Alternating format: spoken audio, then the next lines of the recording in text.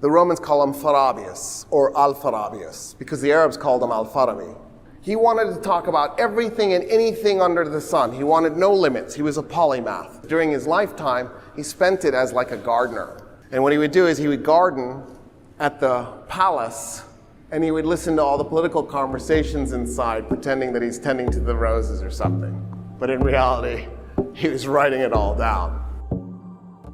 The Perfect State by Alpharabius or Al-Farabi, also known as the Ideal or Virtuous City.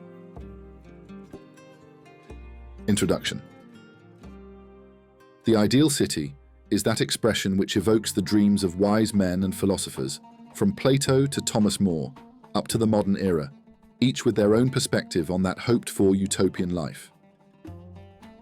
Al-Farabi, philosopher known as the Second Teacher, was the first to develop a comprehensive concept of the ideal city from an Arab Islamic perspective, which is the subject of this book before us.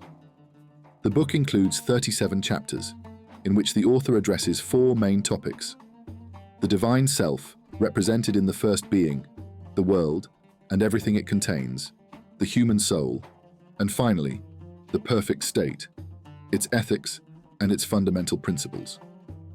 Here, Al-Farabi formulates an ideal image of cooperation among members of society for an ideal city where justice prevails, its inhabitants enjoy happiness, and their virtues enable them to withstand the ignorance of other cities.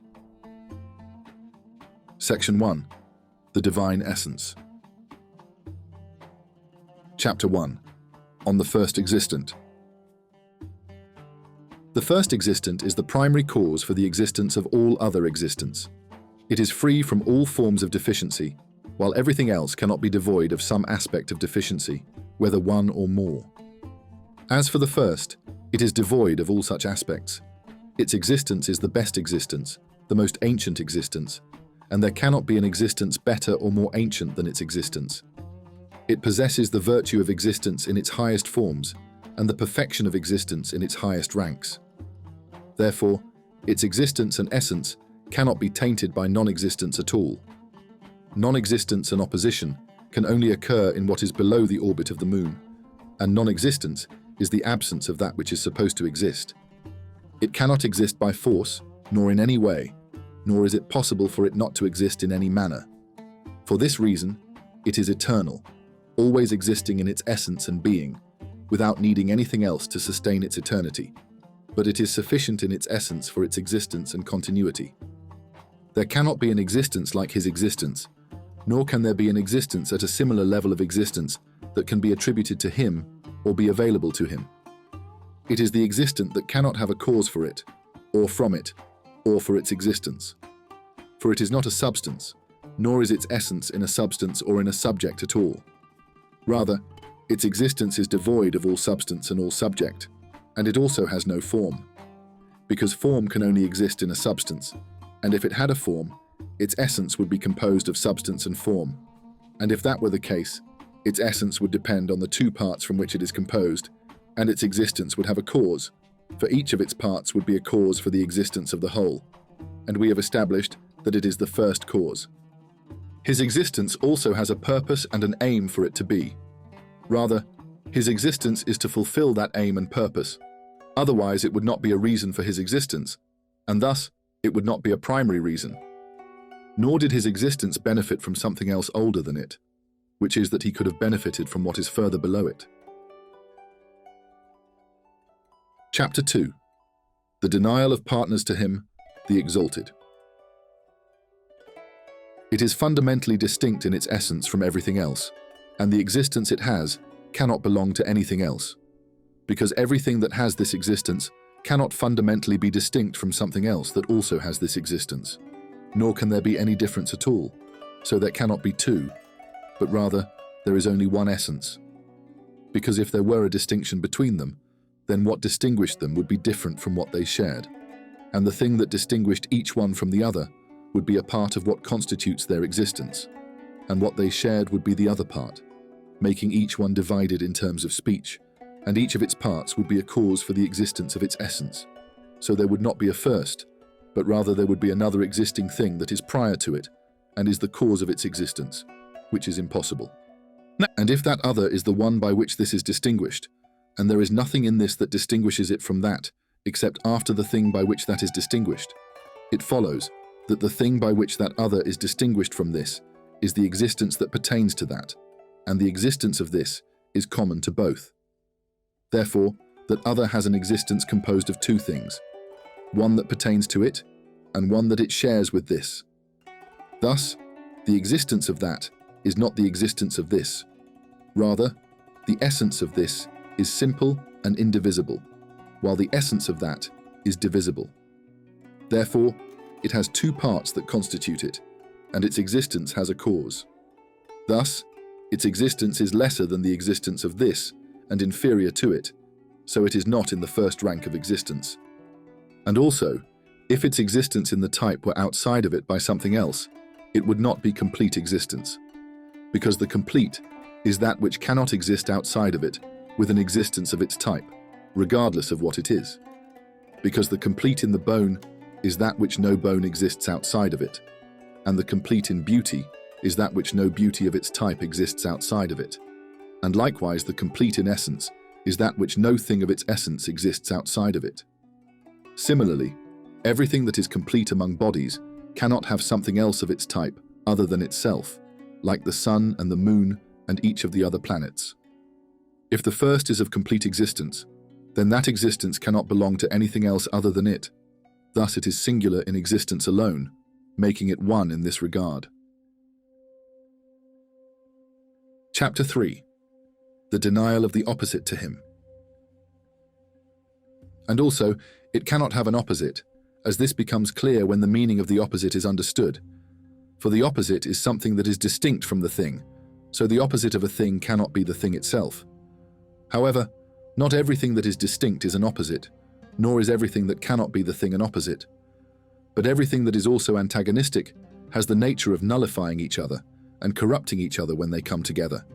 And the nature of each one is that if it exists where the other exists, the other is negated, and it is negated inasmuch as it exists in it, due to the existence of the other in the thing in which the first was. This is general for everything that can have an opposite. For if a thing is an opposite to another in its action, not in all its states, then their actions are only in this respect.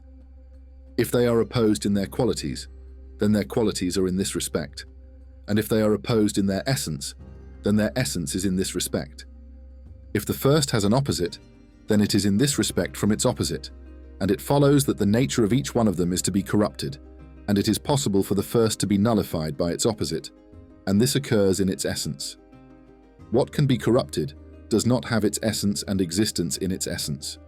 Rather, its essence is insufficient for it to remain in existence, nor is its essence sufficient for it to come into existence, but this is dependent on something else. As for what can possibly not exist, it cannot be eternal, and what has an essence that is not sufficient for its persistence or existence has another cause for its existence or persistence, so it cannot be the first. Moreover, its existence is only due to the absence of its opposite. Thus, the absence of its opposite is the cause of its existence, so it is not the first cause at all. And also, it is necessary for both of them to have a common ground, applicable to both, so that their meeting in it can nullify each other, either in subject, genus, or something else besides them, and this must be established, and these two must alternate upon it. Therefore, it is older in existence than each of them. If someone establishes something that is not in this manner as a counterpart to something, then what they establish is not a counterpart, but rather something that is different in a way other than the opposition. And we do not deny that the first can have other differences aside from the opposition, and aside from what exists. Therefore, it cannot be that something exists in its state of existence, because opposites are in the same rank of existence. Therefore, the first is unique in its existence. Nothing else shares its type of existence at all, so it is indeed one. And yet he is also unique in his rank alone. He is also one in this regard. Chapter 4. Negation of any limit for him. And also, it is not divided by the statement into things by which it is substance, for it cannot be that the statement explaining its meaning indicates that each part of its parts refers to a part of what constitutes its substance. If that were the case, the parts by which it is substance would be causes for its existence, in a way that the meanings indicated by the parts of the definition would be causes for the existence of the defined, and in a way that the matter and form would be causes for the existence of what is composed of them, which is not possible in it, since it was first, and there is no cause for its existence at all. If it cannot be divided into these sections, then it is further from being divided into sections of quantity and other forms of division. Therefore, it is also necessary that it does not have a body, nor is it a body at all. He is also one from this aspect, as one of the meanings attributed to the one is that which does not divide. For everything that does not divide in some way is one from that aspect in which it does not divide. If it is from the aspect of its action, it is one from that aspect, and if it is from the aspect of its quality, it is one from the aspect of quality. And what does not divide in its essence is one in its essence. Thus, the first is undivided in its essence. Chapter 5. His unity is the essence of his being, and that he is all-knowing and all-wise, and that he is truth, living, and life. His existence, by which he is distinguished from other existence, cannot be other than that by which he exists in himself. Therefore, his distinction from others is his unity in himself. One of the meanings of unity is the specific existence by which every existent is distinguished from others, and it is by this that every existent is called one in terms of its existence that is particular to it. This meaning of oneness corresponds to the first existent, and the first is also, in this respect, one and more deserving of the name and meaning of the one than any other. And because it is not a substance, nor does it have substance in any way, it is, by its essence, intellect in actuality. For the obstacle to the form, being intellect, and to being understood in actuality, is the matter in which the thing exists. So whenever a thing exists, without needing matter, that thing is, by its essence, intellect in actuality, and that is the state of the first. Therefore, it is intellect in actuality, and it is also intelligible by its essence, for the obstacle to a thing being intelligible in actuality is also matter.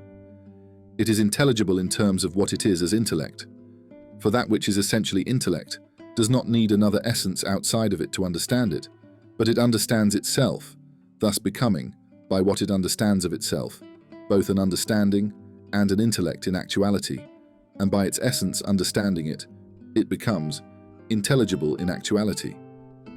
Likewise, it does not need to be an intellect in actuality and an understanding in actuality to have an essence that is understood and derived from outside, but it is an intellect and an understanding by understanding itself, for the essence that understands is the one that is understood. Thus, it is intellect in terms of what it is intelligible. It is intellect, and it is intelligible, and it is understanding. It is all one essence and one substance that is undivided. For example, a human being is rational, and what is rational in him is not rational in actuality, but was rational potentially, and then became rational in actuality after the intellect comprehended it.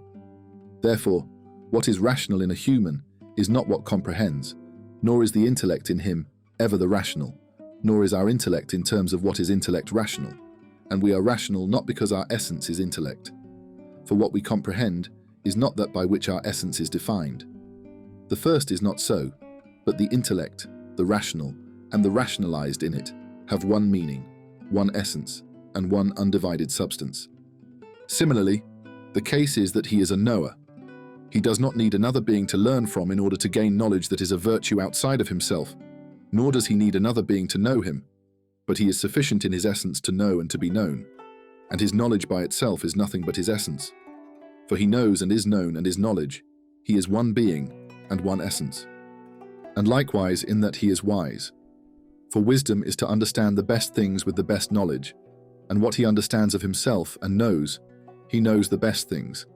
And the best knowledge is the everlasting knowledge that cannot be lost, and that is his knowledge of himself. And likewise, in that it is truth, for truth corresponds to existence, and reality may correspond to existence, for the reality of a thing is the existence that pertains to it. The most complete existence is its share of existence, and also truth may be said of the intelligible that the intellect encounters until it matches it, and that existing, insofar as it is intelligible, is said to be true, and in terms of its essence, without being added to what it understands, it is said to be existent. The former is said to be true in both respects, in that its existence, which is its own, is the most complete existence, and that it is intelligible, which the intellect encounters as it is existent. It does not need to be true as intelligible by another essence outside of it that understands it, and it is also more appropriate to be called true in both respects, and its reality is nothing other than that it is true. And likewise in that he is alive, and that he is life. These do not indicate two entities, but rather one entity. The meaning of being alive is that one comprehends the best comprehensible with the best intellect, or knows the best known with the best knowledge, just as we are called alive first when we perceive the best perceptions with the best perception. We are called alive when we perceive the tangible, which are the best known, through sensation, which is the best of perceptions, and with the best perceiving powers, which are the senses. So, what is the best intellect?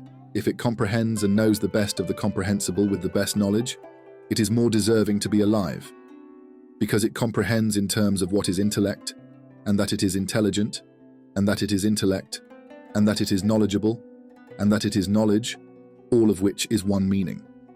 Likewise, that he is alive, and that he is life, is one meaning. And also, the name of the living may be borrowed for something other than an animal, as it is said about every being that has reached its ultimate perfection, and about everything that has attained existence and perfection to the point where it produces what is characteristic of it. Thus, if the first existence is the most complete existence, it is also more deserving of the name of the living than that which is said about something by way of metaphor. Everything that has a more complete existence, when known and understood, has what can be understood and known from it as more complete, provided that what is understood from it in our minds corresponds to what exists of it. According to its existence outside of our minds, its concept in our minds corresponds to its existence, and if it has a deficient existence, its concept in our minds is understood as more deficient. The movement, time, infinity, nothingness, and similar entities are all imperfect existences. The concepts of each one of them in our minds are imperfect as well, since they are inherently imperfect existences.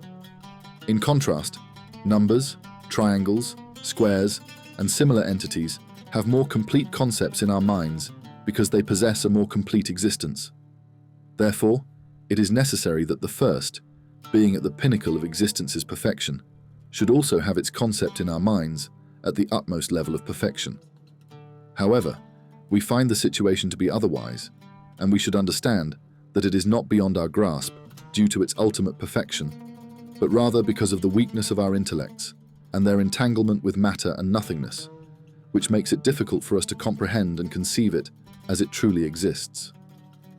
The excess of its perfection dazzles us, preventing us from fully imagining it, just as light is the first and most complete of all visible things. It enables all other visible things to be seen, and is the reason colors become visible. It should be that everything that is more complete and greater is perceived more completely by sight. Yet we observe the opposite. The larger something is, the weaker our perception of it becomes, not due to its obscurity or deficiency, but because it is, in itself, at the utmost level of visibility and illumination. However, its perfection, as light, dazzles the eyes, causing them to be bewildered by it.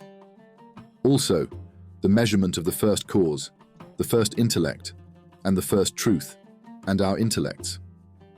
It is not the deficiency of its concept in us that causes its deficiency in itself, nor is it our difficulty in perceiving it due to its difficulty in existence, but rather, it is the weakness of our intellectual powers that makes its conception difficult.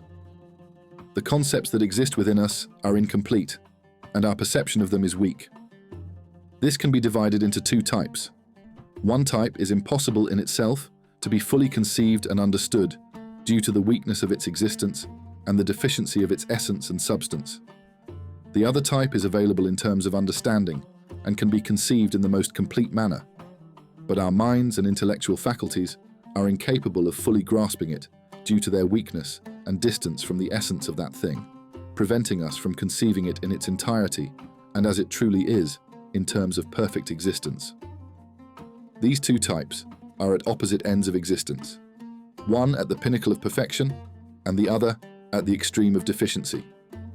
If we are entangled with matter, it is the reason our essences become an essence that distances itself from the first essence. For the closer our essences are to it, the more complete, certain, and truthful our conception of it becomes. This is because the closer we are to separating from matter, the more complete our conception of it is. We become closer to it by becoming actual intellect, and when we completely separate from matter, the intelligible in our minds becomes as complete as it can be. Chapter 6. The statement about his greatness, majesty, and glory, exalted be he. And likewise his greatness, majesty, and glory. Indeed, greatness, majesty, and glory in something are based on its perfection, either in its essence or in a characteristic of it. Most of what is said about us is due to the perfection we have in a characteristic of our attributes, such as wealth and knowledge, and in some characteristics of the body. The first, when its perfection is evident to every perfection, its greatness, majesty, and glory are evident to every being of greatness and glory. Its greatness and glory are the ultimate in what it has from its essence, not in anything else outside of its essence and self. It possesses greatness in its essence and glory in its essence, whether others glorify it or not, whether others exalt it or not, whether others praise it or not. The beauty, splendor, and adornment in every existence is that its existence is the best, and it achieves its ultimate perfection. If its first existence is the best of existences, then its beauty surpasses the beauty of every beautiful thing, as do its adornment and splendor. All of this is inherent in its essence and self, and that is within itself and by what it comprehends of its essence. As for us, our beauty, adornment, and splendor are for us through our attributes, not through our essence, and for things external to us, not in our essence. The beauty and perfection in it are not other than a single essence, and so it is with the others. Pleasure, joy, and happiness are produced and attained more by recognizing the most beautiful, the most splendid, and the most exquisite through the most precise and complete perception. If it is indeed the most beautiful, the most splendid, and the most exquisite in the end, then its self-perception is the most precise in purpose, and its knowledge of its essence is the best knowledge of all.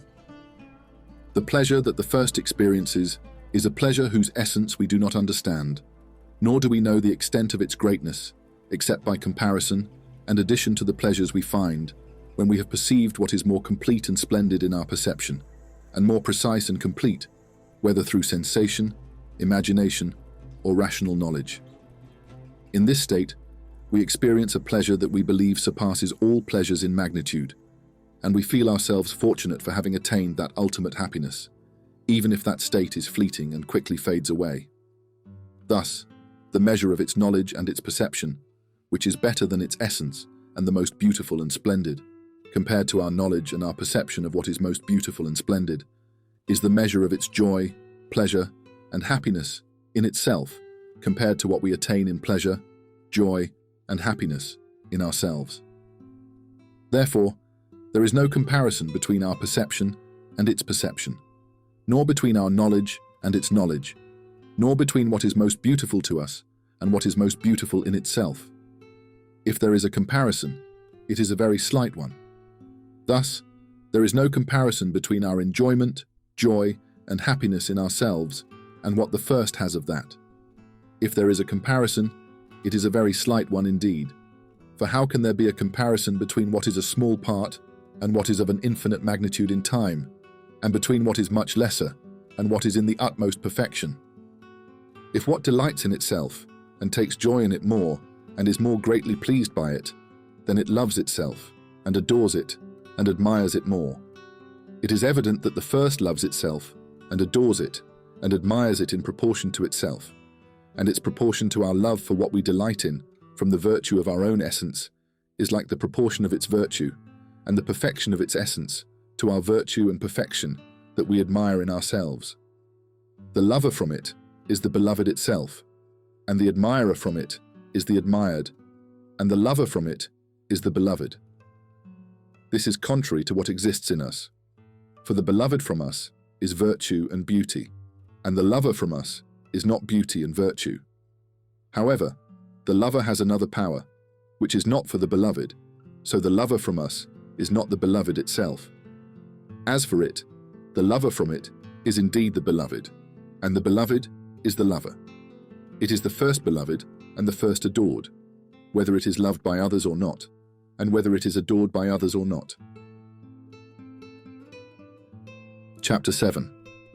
How all beings emanate from him. The first is that from which existence is found, and whenever existence is found for the first, it necessarily follows that all other existence, whose existence is not by the will and choice of man, must exist as they are, some of which are perceived by the senses, and some known by demonstration. The existence of what exists from it is only in the manner of the overflow of its existence for the existence of another thing, and that the existence of another is an overflow from its own existence. Thus, in this regard, the existence of what exists from it is not a cause for it in any way, nor is it an end for the existence of the first, as the existence of the son, inasmuch as he is a son, is an end for the existence of the parents, inasmuch as they are parents. It means that the existence that exists about it does not benefit it in any completeness, just as we have that regarding most of the things that are from us, such as when we give our money to others, we benefit from others with dignity or pleasure or other forms of goodness, so that those become effective in it in some completeness. The first does not exist for the sake of another, nor does it exist by another, so that the purpose of its existence is to bring about other things, and its existence would have an external cause. Thus it would not be the first, nor also by giving it to something else. Does it attain a completeness that it did not have before, outside of what it is in terms of completeness, as one who is generous with his money or something else benefits from what he gives in pleasure, dignity, leadership, or something else from the goods. All these things are impossible to be in the first, because it negates its priority and precedence and makes another older than it and a cause for its existence. Rather, its existence is for its own sake, and it follows that its essence and existence lead to the existence of others. Therefore, its existence, by which existence has overflowed to others, is in its essence, and its existence, by which its essence is in itself, is the same existence by which the existence of others is obtained from it. It does not divide into two things, one of which is for the essence of itself, and the other for the attainment of something else from it. Just as we have two things, we embody one of them, which is speech, and we write with the other, which is the craft of writing, but it is one essence and one substance, by which its embodiment occurs, and by which the same thing obtains something else from it.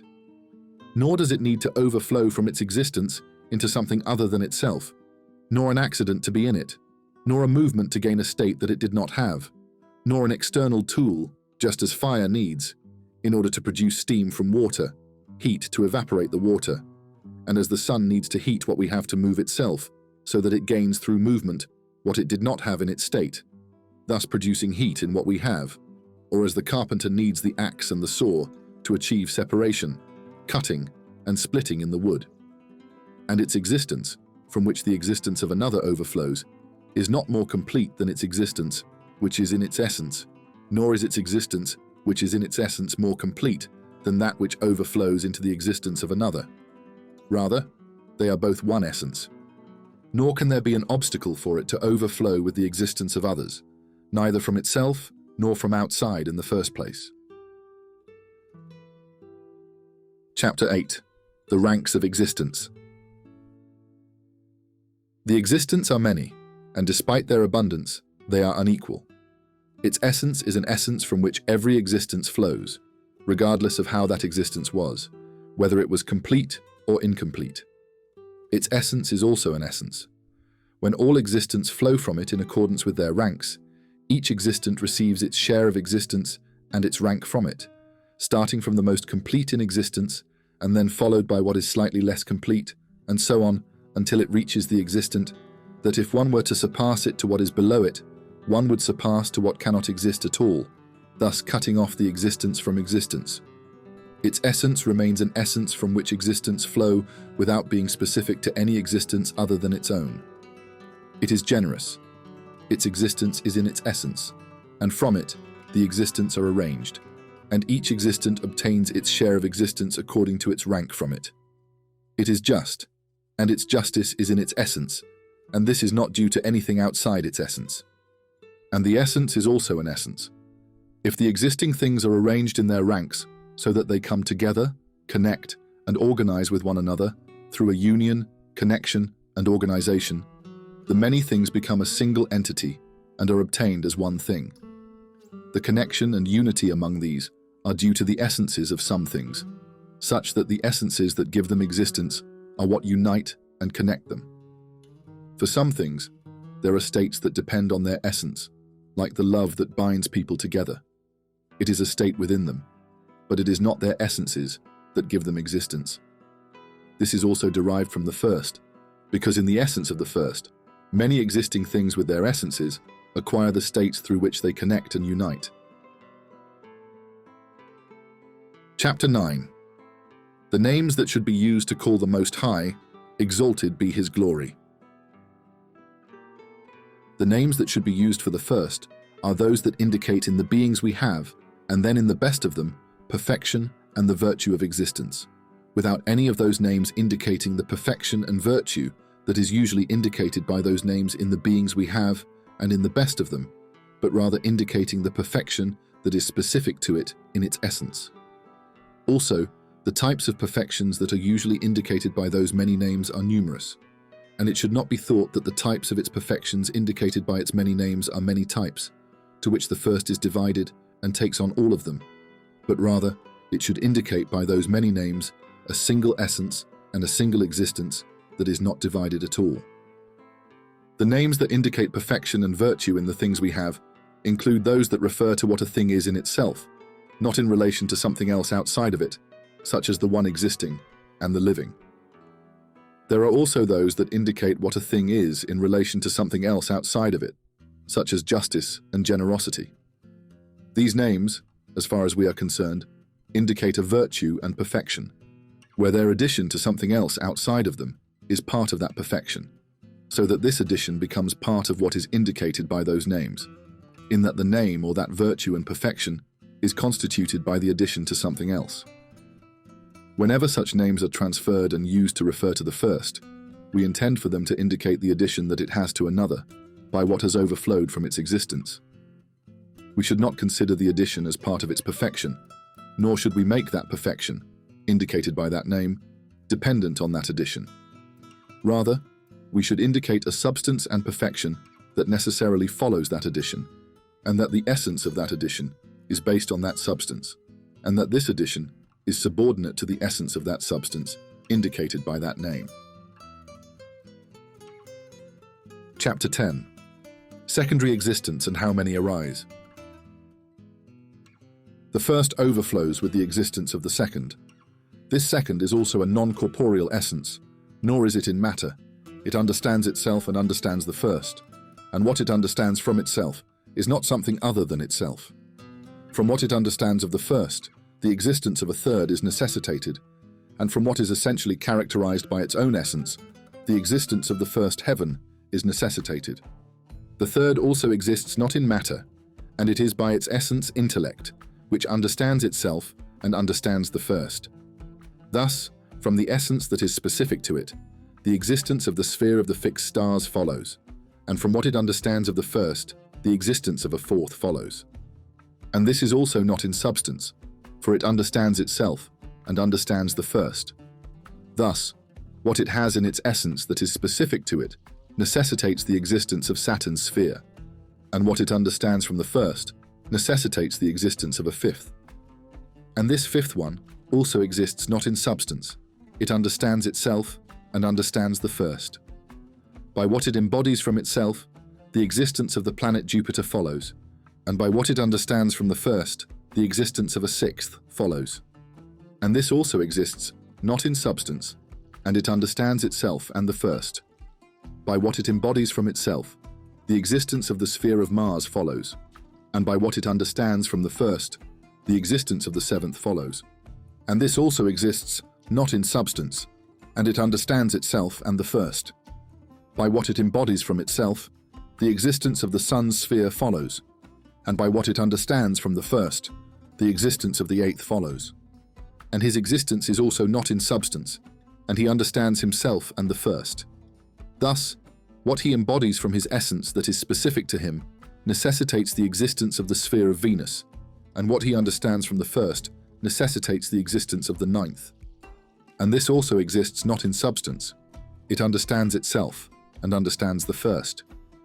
By what it embodies from itself, the existence of the planet Mercury follows, and by what it understands from the first, the existence of the 10th follows. And this also exists not in substance, and it understands itself and the first. Thus, what it embodies from itself necessitates the existence of the moon's sphere, and what it understands from the first necessitates the existence of an 11th. And this 11th is also its existence not in matter. It understands itself and understands the first, but with it ends the existence that does not need what exists that existence to matter and subject at all. These are the separate things that are in their essences intellects and intelligibles, and at the sphere of the moon, the existence of celestial bodies ends, which by their nature move in a circle. Section 2. The world and everything it contains. Chapter 11. The existing entities and bodies that we have. And these entities, which we have enumerated, are those that have attained their best perfections in their essences from the very beginning. At these two, the moon's sphere and the 11th intellect, the existence of these ceases, and those that follow are not ones that, by their nature, are meant to exist in the best perfections of their essences from the very beginning. Rather, their nature is to first have a deficiency in their existences, from which they begin, and then gradually advance until each type reaches its utmost perfection in its essence, and then in all its accidents. This condition is inherent in the nature of this kind, without being influenced by anything foreign to it. Some of these are natural, some are voluntary, and some are a combination of the natural and the voluntary. The natural ones serve as a prelude to the voluntary, and their existence in time precedes the voluntary. The voluntary cannot exist without the natural existing beforehand. The natural bodies among these are the elements, such as fire, air, water, and earth, along with their counterparts like steam and flame, and the mineral ones like stones and their kinds, as well as plants and non-speaking animals and speaking animals. Chapter 12. Matter and Forms. Each one of these consists of two things. One is its status as the wood of the bed, and the other is its status as the form of the bed. What corresponds to the wood is the matter and the potentiality, and what corresponds to the form is the shape and the configuration. Whatever resembles these two in things, the matter is placed to constitute the form, and the form cannot have existence and reality without the matter.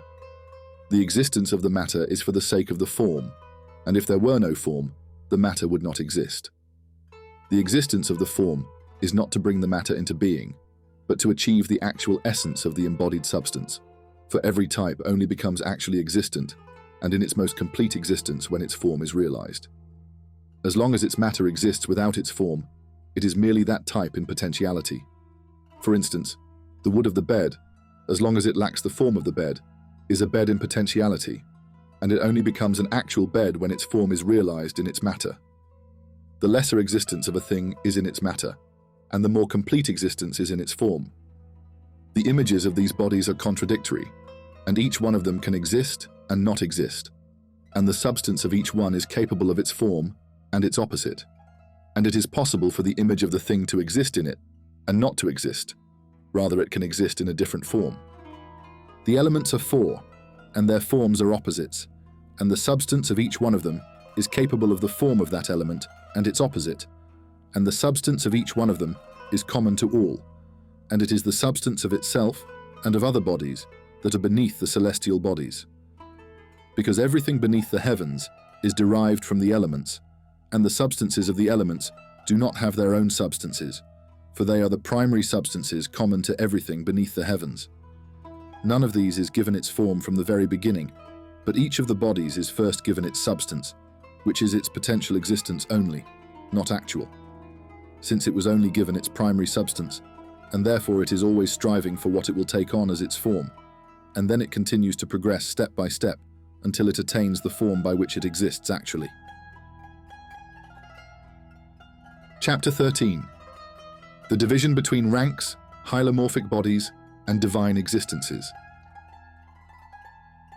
The order of these entities is that the least is presented first, then the better and the better, until it reaches the best, which is the one with no better than it. The least is the common first matter, and better than it are the elements, then the minerals, then the plants, then the non-speaking animals, then the speaking animals, and there is nothing better than the speaking animals. As for the entities mentioned earlier, they are arranged first by the best, then the lesser, and so on until the least is reached. The best and most complete of them is the first. As for the things that come from the first, the best among them in general are those that are neither bodies nor from bodies, followed by the celestial ones. The best of the separative ones from this is the second, then the rest in order until it reaches the 11th. The best of the celestial ones is the first sky, then the second, and then the rest in order until it reaches the 9th, which is the sphere of the moon. The separative things that come after the first are 10, and the celestial bodies in general are 9, making a total of 19. Each one of the 10 is unique in its existence and rank, and its existence cannot be for anything other than itself, because if its existence is shared with another, that other, if it is not this one, must necessarily have something that distinguishes it from this, and that distinguishing thing, by which it is different from this, is its own existence. Thus, the existence that belongs to that thing is not the same as the existence by which this one exists. Therefore, their existences are not one existence, but each one of them has something that belongs to it, and it cannot have an opposite, because what has an opposite has a common substance between it and its opposite, and it is not possible for any one of these to have a substance. Also, what falls under a certain type has many individuals due to the multitude of subjects of that type's form. Thus, what does not have a substance cannot have anything else in its type other than itself. And also, opposites occur either from things whose essences are opposed, or from a single thing that has opposing states and relations in its position, like cold and heat, which both arise from the sun. However, the sun exists in two different states of proximity and distance, creating opposing conditions and relations. The first cannot have an opposite, nor can its states be opposed to the second, nor can its relation to the second be an opposing relation. The second cannot have opposition, nor can the third, until it reaches the 10th. Each of the 10 understands itself and understands the first, and none of them is sufficient to be the perfect being by understanding itself alone.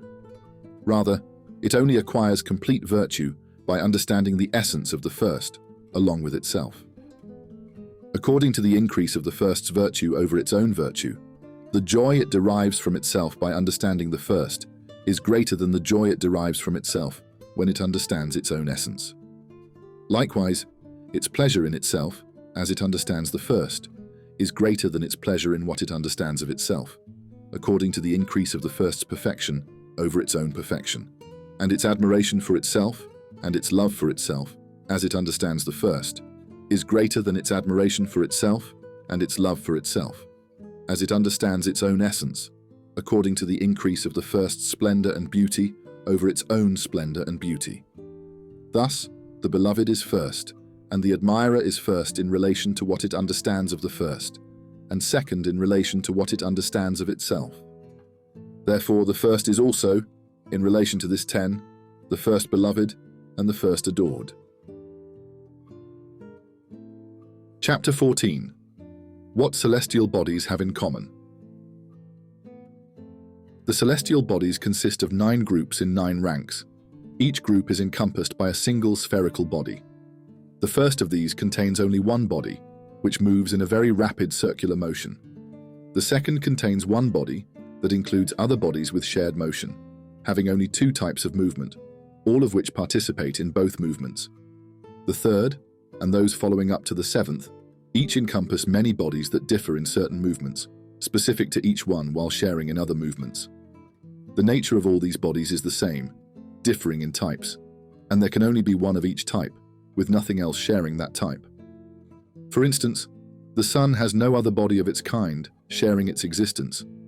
It is unique in its existence, as is the moon and the other planets. And this is the homogeneity of the hylomorphic entities, in that they have subjects that resemble the materials set to carry the forms, and things that are like the forms, through which they become substantial. The essence of those things in those subjects, except that their forms cannot have opposites. The subject of each one of them cannot be capable of anything other than that form, nor can it be devoid of it. And because the subjects of their forms do not have non-existence in any way, nor do their forms have corresponding non-existences, their subjects have become such that they do not hinder their forms from being intelligible and being intelligences in themselves. Each one of these, in its form, is an intellect in actuality, and it understands the essence of the separable from which the existence of that body arises, and it understands the first. Not everything that is understood from its essence is understood as an intellect, because it understands its subject, and its subject is not an intellect. And if it does not understand through its subject, but rather through its form, then there is something understood that is not understood. It understands everything through which it has its essence and form, meaning that its essence is in a form and a subject. And with this, it differs from the first and the 10 that are separated from matter and from every subject, and it shares with man in substance. He is also delighted with himself, not only with what he understands of himself, but also with what he understands of the first, and then with what he understands of the separate essence from which his existence derives. He shares with the separate essence in his love for the first, and in his admiration of himself for what he has gained from the splendor and beauty of the first. Yet in all of this, he is far from the intimacy. He possesses the noblest and best of all that he shares with the primal matter, for he has the best of forms, which is the spherical, and of the visible qualities, the best of which is light, as some of its parts actively emit light, which are the stars, and some of its parts are transparently luminous by nature, for they are filled with light from themselves and from what they gain from the stars. And it has the best of movements, which is the circular motion. And the 10 share in that they were given the best that they can be adorned with from the very beginning, as well as their greatness, shapes, and the visible qualities that pertain to them. Chapter 15. What moves celestial bodies, and for what purpose they move.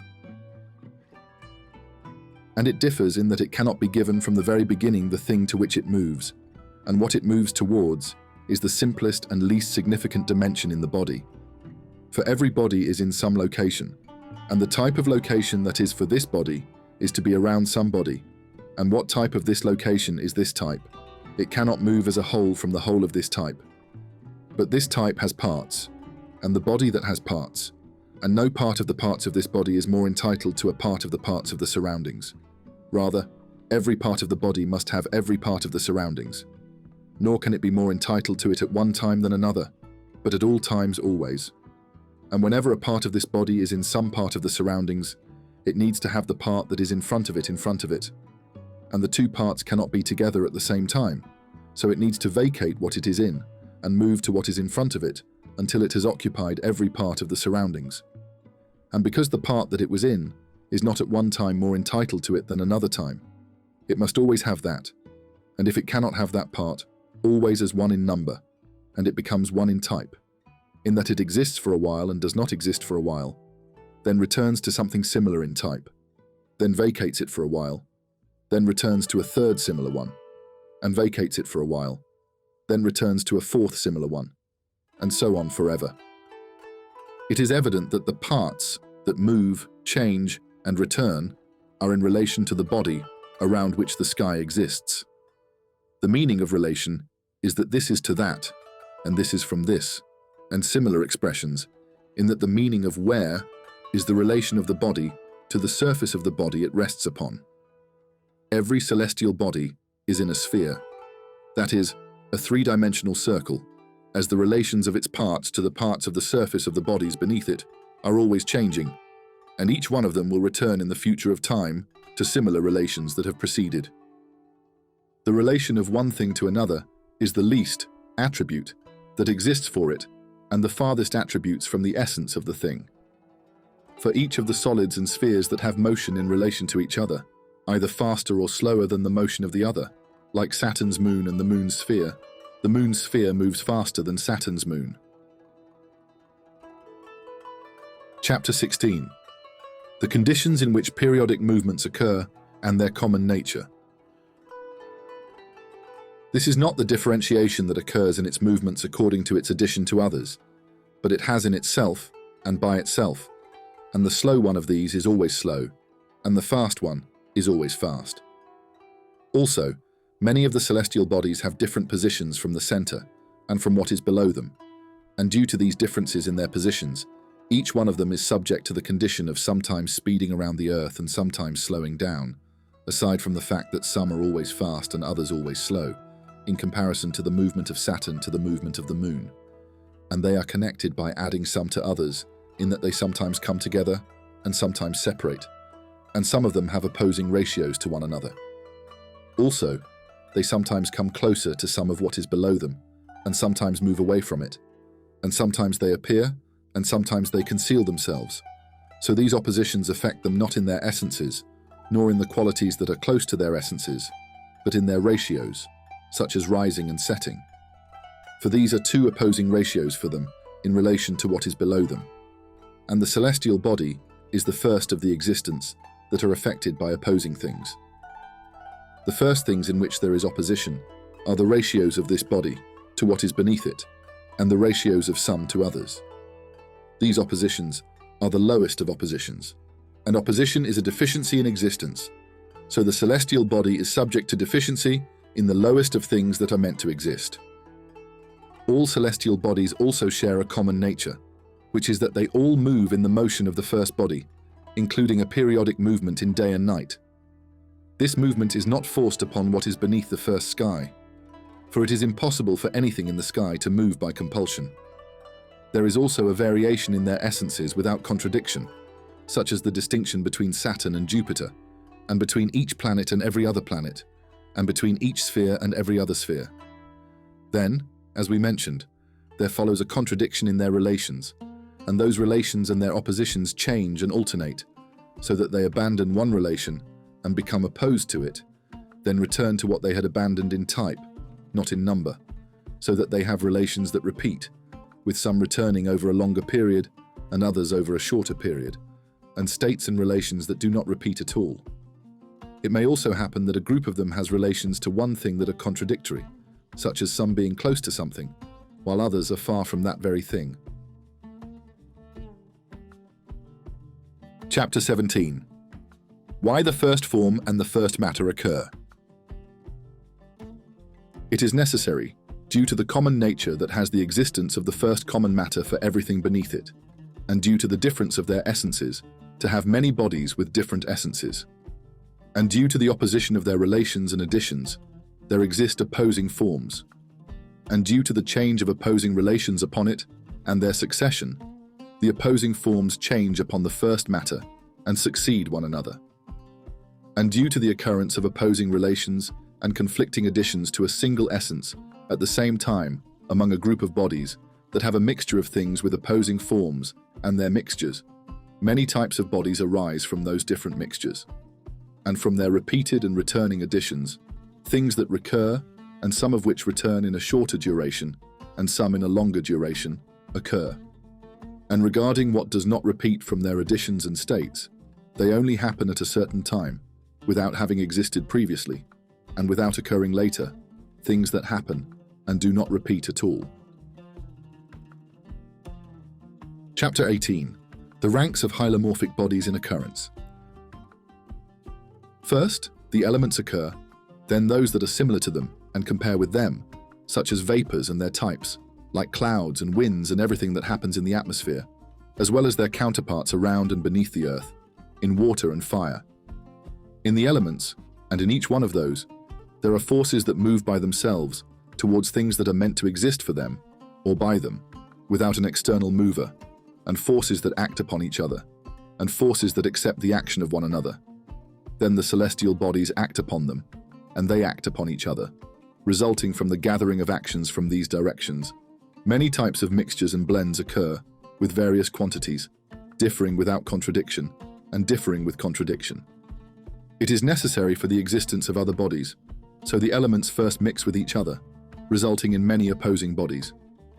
Then these opposing bodies mix with each other and with the elements, creating a second mixture after the first, which also results in many bodies with opposing forms.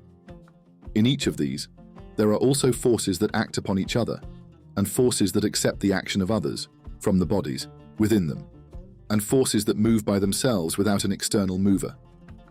Then the celestial bodies also act upon them, and they act upon each other, and the elements act upon them, and they also act upon the elements, resulting in many other mixtures from the convergence of these actions in different directions, distancing them significantly from the elements and the primary matter. The mixing continues, one after another, with the second mixture always being more complex than the one before it, until bodies are formed that cannot mix, resulting in another body that is further removed from the elements, at which point the mixing stops. Some bodies arise from the first mixture, some from the second, some from the third, and some from another mixture. Minerals arise from a mixture that is closer to the elements and less complex, and their distance from the elements is of lower orders. Plants arise from a mixture that is more complex than that of minerals, and further from the elements by higher orders. Non-speaking animals arise from a mixture that is more complex than that of plants, and only humans arise from the final mixture. In each of these types, there are forces that move by themselves, forces that act on others, and forces that accept the action of others. The agent acting on others has three general subjects of action. Some act on it most, some act on it least, and some act on it equally.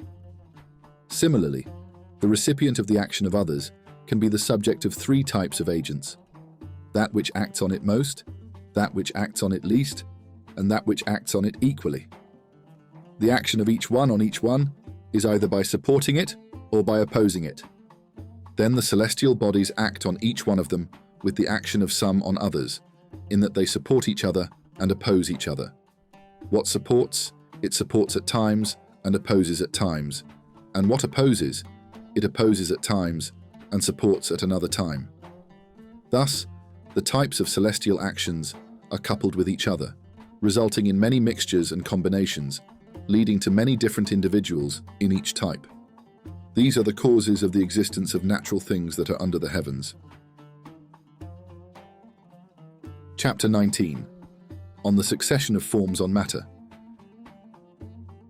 And in these aspects, its existence is first. If it exists, its way is to remain and endure. However, since this is the case for existing entities, which consist of matter and form, and the forms are contradictory, and every matter has the nature to have both this form and its opposite. Each of these bodies has a right and entitlement to its form, and a right and entitlement to its matter. The one who has the right to his form must remain in the existence that belongs to him, and the one who has the right to his substance must exist in another existence that is opposed to the existence that is his. And since it is not possible for both to be fulfilled at the same time, it is necessary that one of them is fulfilled once, exists, and remains for a while preserved in existence, then perishes, and its opposite exists, and that remains, and so on forever. For neither existence of one is more rightful than the existence of the other, nor is the permanence of one more rightful than the permanence of the other, since each one of them has a share of existence and permanence. And also, since a single substance is shared between two opposites, and the essence of each of the opposites depends on it, and that substance is not more suitable for one opposite than the other, and it cannot be assigned to both at the same time, it necessarily follows that this substance must sometimes be given to one opposite and sometimes to the other, alternating between them, so that each one is as if it has a right over the other, and has something that belongs to another, and the other has something that belongs to it. Thus, each one has a certain right that should be given to each one from the other. The just thing in this is that the substance of this one exists, so it is given to that one, or the substance of that one exists, so it is given to this one, and that is alternated between them. For the sake of the need to fulfill justice in these existences, it cannot remain that one thing is always considered as one in number. Rather, its permanence throughout time is as one in type, and to remain one in type, it needs to have individuals of that type exist for a while, then perish, and be replaced by other individuals of that type. And this example is always the case.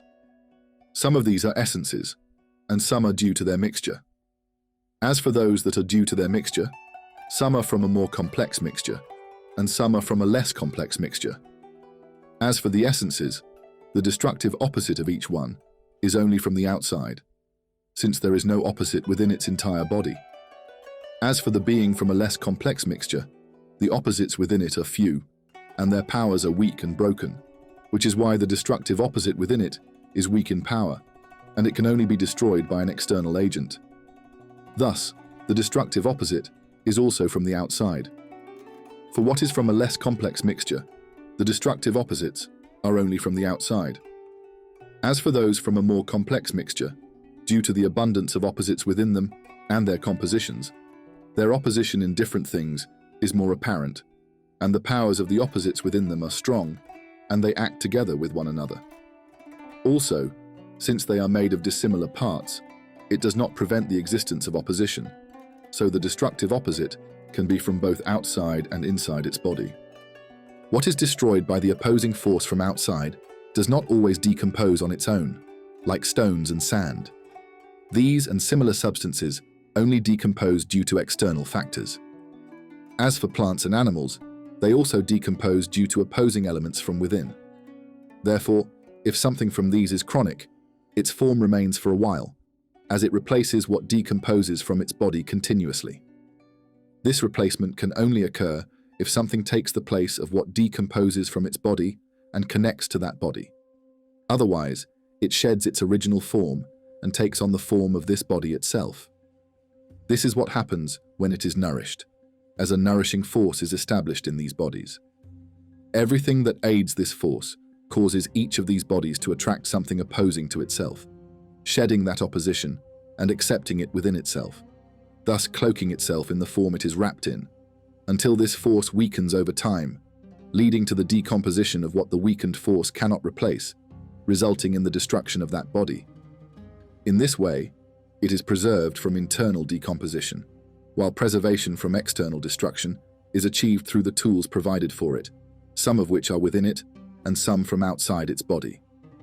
It is necessary, in the continuity of what lasts in a certain type, to take the place of what has perished from it with other individuals that take the place of what has perished from it. This can happen either by having newer individuals alongside the first individuals, so that if the first ones perish, these newer ones take their place, ensuring that at all times there is the presence of an individual of that type, either in that location or in another, or that the successor to the first arises after some time from the perishing of the first, so that there is a time when nothing of those individuals exists. Thus, in some cases, there are powers that allow it to resemble its type, while in others, there are not. What has not been endowed with such powers is that the counterparts of what perishes are solely the celestial bodies, for they are supportive of the essences related to that. And what has been endowed with a power to create its counterpart in type is based on that power it possesses, and this is coupled with the actions of celestial bodies and other bodies, either by benefiting or by opposing, in a way that does not nullify the action of the power, but rather causes a mixture, or it may moderate the action occurring with that power, or it may slightly or greatly remove it from moderation to the extent that does not nullify its action, thus resulting in what takes the place of the perished of that type. All of these things are either in excess, in deficiency, or in equality, and in this way, the existence of this kind of beings continues. Each of these bodies has a right and a claim based on its form, and a right and a claim based on its substance. The one that has a right based on its form is to remain in the existence it has, and not to cease. And the one that has a right based on its substance is to exist in another existence that is opposite and contrary to the existence it has.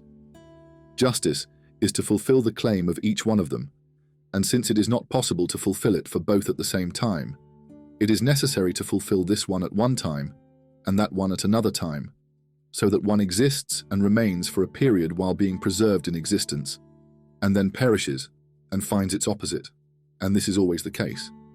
And that which preserves its existence is either a force in the body in which its image exists, or a force in another body that serves as a comparative tool to assist in preserving its existence. Or it may be that the one responsible for its preservation is another body that oversees the preserved, which is the celestial body, or some other body, or it may be through the combination of all of these. And also, since these existences are opposed, the substance of each of the two opposites is shared. The substance of this body is also the very substance of that one, and the substance of that one is also the very substance of this one. Thus, for each one, there is something that belongs to the other, and for the other, there is something that belongs to it.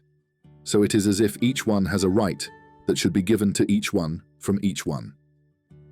The substance that belongs to a thing in relation to another is either a substance that can take on the form of that very thing, like a body that nourishes itself with another body, or a substance that can take on the form of its kind, not its exact form, like people who replace those who have passed away. The just thing in this is to find what is with this one from the substance of that one, to give that to this one, and what is with that one from the substance of this one, to give that to this one. What allows a thing to fulfill its substance from its opposite and to extract it from it can either be a power within it combined with its form in a single body, making that body a tool for it in this without separation, or it can be in another body, making that a separate tool that serves it in extracting substance from its opposite only. And there can be another power in that body or in another that covers it, either with its exact form or with the form of its kind, or there can be a single power that does both actions, or the one that fulfills its right for it is another body that presides over it, either celestial or otherwise, or it can be through the combination of all these. A body is only a substance for another body, either by providing it with its complete form or by covering it with a part of its form and diminishing its dignity. The one that serves another body is only a tool in one of these ways as well, either with its complete form or by covering it slightly with the dignity of its form to the extent that it does not remove it from its essence, like one who breaks the spirit of the rabble and suppresses them until they are humbled to serve. Section 3. The Human Soul. Chapter 20. On the parts of the human soul and its powers. When a person experiences something, the first thing that occurs is the power through which they are nourished, which is the nourishing power. After that comes the power through which they sense tangible things, such as heat and cold, and all the other senses that perceive tastes, smells, sounds, and colors, as well as all visible things like rays. With the senses, there arises a tendency towards what is sensed, leading to desire or aversion. Then, another power emerges that allows them to retain what has been imprinted in their mind from the sensed objects after they are no longer perceived by the senses. This is the imaginative power. This power combines the sensed objects with one another and separates them from each other, creating various combinations and distinctions, some of which are false and some true, and it is accompanied by a tendency towards what is imagined. After that, the speaking power arises, which enables one to comprehend abstract concepts, distinguish between the beautiful and the ugly, acquire skills and knowledge, and it is also accompanied by a tendency towards what is understood. The nourishing force has one main power, and there are forces that are its subordinates and servants. The main nourishing force is from all the body's organs in the mouth, while the subordinates and servants are scattered among all the other organs. Each force among the subordinates and servants is in a specific organ of the body, and the main one is naturally the manager of all the powers.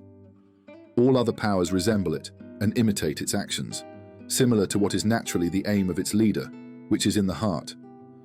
This is like the stomach, liver, and spleen, and these serving organs, as well as the organs that serve these servants, and those that serve them as well. For the liver is an organ that leads and is led, as it is led by the heart and leads the gallbladder, kidney, and similar organs. The bladder serves the kidney serves the liver, and the liver serves the heart, and in this way, all other organs exist. The sensory power has a chief, and it has subordinates, and its subordinates are these 5 well-known senses, scattered in the eyes, ears, and elsewhere. Each of these 5 senses perceives a sensation specific to it. The chief among them is the one that encompasses all that the 5 senses perceive collectively, as if these 5 are the messengers of that chief, and as if these messengers are each assigned to a type of news, and to news from a specific region of the kingdom. The chief is like the king who gathers the news from the regions of his kingdom from his messengers, and the chief among these is also in the heart. The imagined power does not have separate roots in other organs, but it is one, and it is also in the heart. It preserves the sensations after they have disappeared from perception, and it is, of course, ruling over the sensations and controlling them, as it distinguishes some from others and combines some with others in different combinations, some of which agree with what has been sensed, and some of which contradict the sensed. As for the articulate power, it has no subordinates or servants of its kind among the other faculties. Rather, its leadership is over all the imaginative powers, and every kind has a leader and a subordinate. It is the leader of the imaginative power, the leader of the primary sensory power, and the leader of the primary nutritive power. The appetitive power, which longs for something and detests it, it is the principal power, and it has servants. This power is what constitutes will, for will is an inclination towards what is perceived and away from what is perceived, either through sensation, imagination, or rational capacity. It is judged that one should either take or leave it, and the inclination can be towards knowledge of something or towards doing something, either with the whole body or with a specific part of it, and the inclination is only through the principal appetitive power. The actions of the body are performed by forces that serve the appetitive power, and these forces are distributed among members prepared for those actions, including nerves and muscles that are active in the members, which enable the actions that both animals and humans are inclined to. These members, such as the hands, feet, and other parts that can move by will, possess forces that are all physical and serve the main appetitive power located in the heart. Knowledge of a thing can be through the articulate power, it can be through imagination, and it can be through sensation. If the inclination towards the knowledge of something is such that it can be grasped by the rational power, then the action by which one attains what one desires from that is through another power in the rational being, which is the intellectual power, and it is through this that thought, vision, contemplation, and inference occur. If the inclination towards the knowledge of something is perceived through sensation, then the act of achieving it is a compound of a physical action and a psychological action, as in the case of something we long to see. This involves raising our eyelids and aligning our gaze towards the object of our desire. If the object is far away, we walk towards it, and if there is an obstacle in the way, we remove that obstacle with our hands. All of these are physical actions, and the sensation itself is a psychological action, as is the case with all other senses. And if one longs for something, it can be imagined in several ways. One way is through the imaginative power, such as imagining something that is hoped for and expected, or imagining something that has passed, or wishing for something that the imaginative power constructs. The second way is what comes to the imaginative power from the sensation of something, so it imagines from that something that it is either frightening or hopeful, or what comes to it from the action of the rational power. These psychological forces. Chapter 21. How these forces and parts form one soul. The main nourishment is the quasi-matter of the main sensing power, and the sensing is an image in the nourishment, and the main sensing is a quasi-matter for the imaginative, and the imaginative is an image in the main sensing, and the main imaginative is the matter for the main speaking, and the speaking is an image in the imaginative, and it is not a matter for other powers. It is an image of every image that preceded it.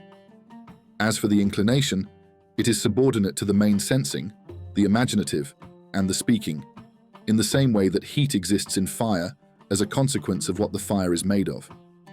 The heart is the main organ that is not presided over by any other organ in the body, followed by the brain, which is also a principal organ, but its presidency is not primary. Rather, it is secondary because it is presided over by the heart and presides over the other organs. It serves the heart in itself.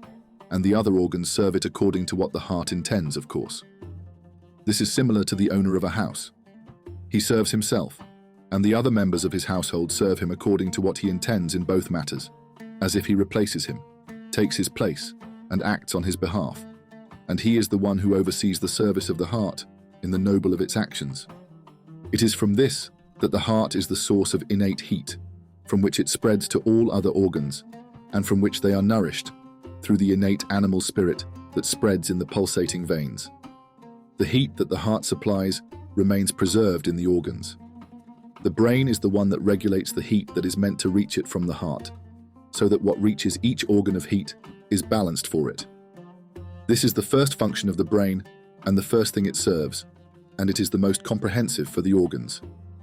Among these is that there are two types of nerves. One type serves as instruments for the sensory faculties in the heart to perceive each of its specific sensations, and the other type serves the voluntary movement faculties in the heart, enabling it to move voluntarily. The brain assists the heart by supplying the sensory nerves with what preserves their powers, allowing the sensory faculties to remain intact. The brain also supports the heart by supplying the voluntary movement nerves with what maintains their powers, enabling the mechanical organs to perform voluntary movements that serve the voluntary faculties in the heart. Many of these nerves have their roots from which they receive what preserves their powers in the brain itself, and many have their roots in the spinal cord, which is connected to the brain at its upper end, as the brain supplies them with the spinal cord's participation in this support. Among these is that the imagination of the imaginative power occurs only when the heat of the heart is at a limited degree, and likewise, the thought of the rational power occurs only when its heat is of a certain measure, that is, any action, as well as its retention and remembrance of something. The brain also serves the heart by regulating its temperature to the moderation that is provided by its imagination, and to the moderation that is provided by its thought and contemplation, and to the moderation that is provided by its memory and recollection. With part of it, it adjusts what is suitable for imagination. With another part, it adjusts what is suitable for thought, and with a third part, it adjusts what is suitable for memory and remembrance. This is because the heart, being the source of innate heat, cannot have the heat within it anything but strong and excessive, so that it can overflow to the other organs and to avoid being deficient or excessive. Thus, it was not so in itself except for the purpose of its heart, and since it was so, it was necessary to adjust the heat that flows to the organs, and its heat in itself should not be at the moderation that its actions require. Therefore, the brain was naturally made cold and moist, even in texture, compared to the other organs, and it was endowed with a psychic power that allows the heart's heat to be at a limited and balanced moderation. The sensory and motor nerves, being naturally grounded, were quick to accept dryness and needed to remain moist to a suitable degree for expansion and contraction. Since the sensory nerves required the vital spirit, which is not smoky at all, and since the vital spirit flowing in these parts of the brain had this condition, and since the heart was excessively hot and fiery, its outlets, which supply what preserves its powers in the heart, were not made to prevent dryness from quickly reaching them, causing them to decompose and lose their powers and functions. Instead, their outlets were made in the brain and in the marrow, as they are very moist, allowing moisture to flow from each of them into the nerves, keeping them pliable and preserving their psychological powers.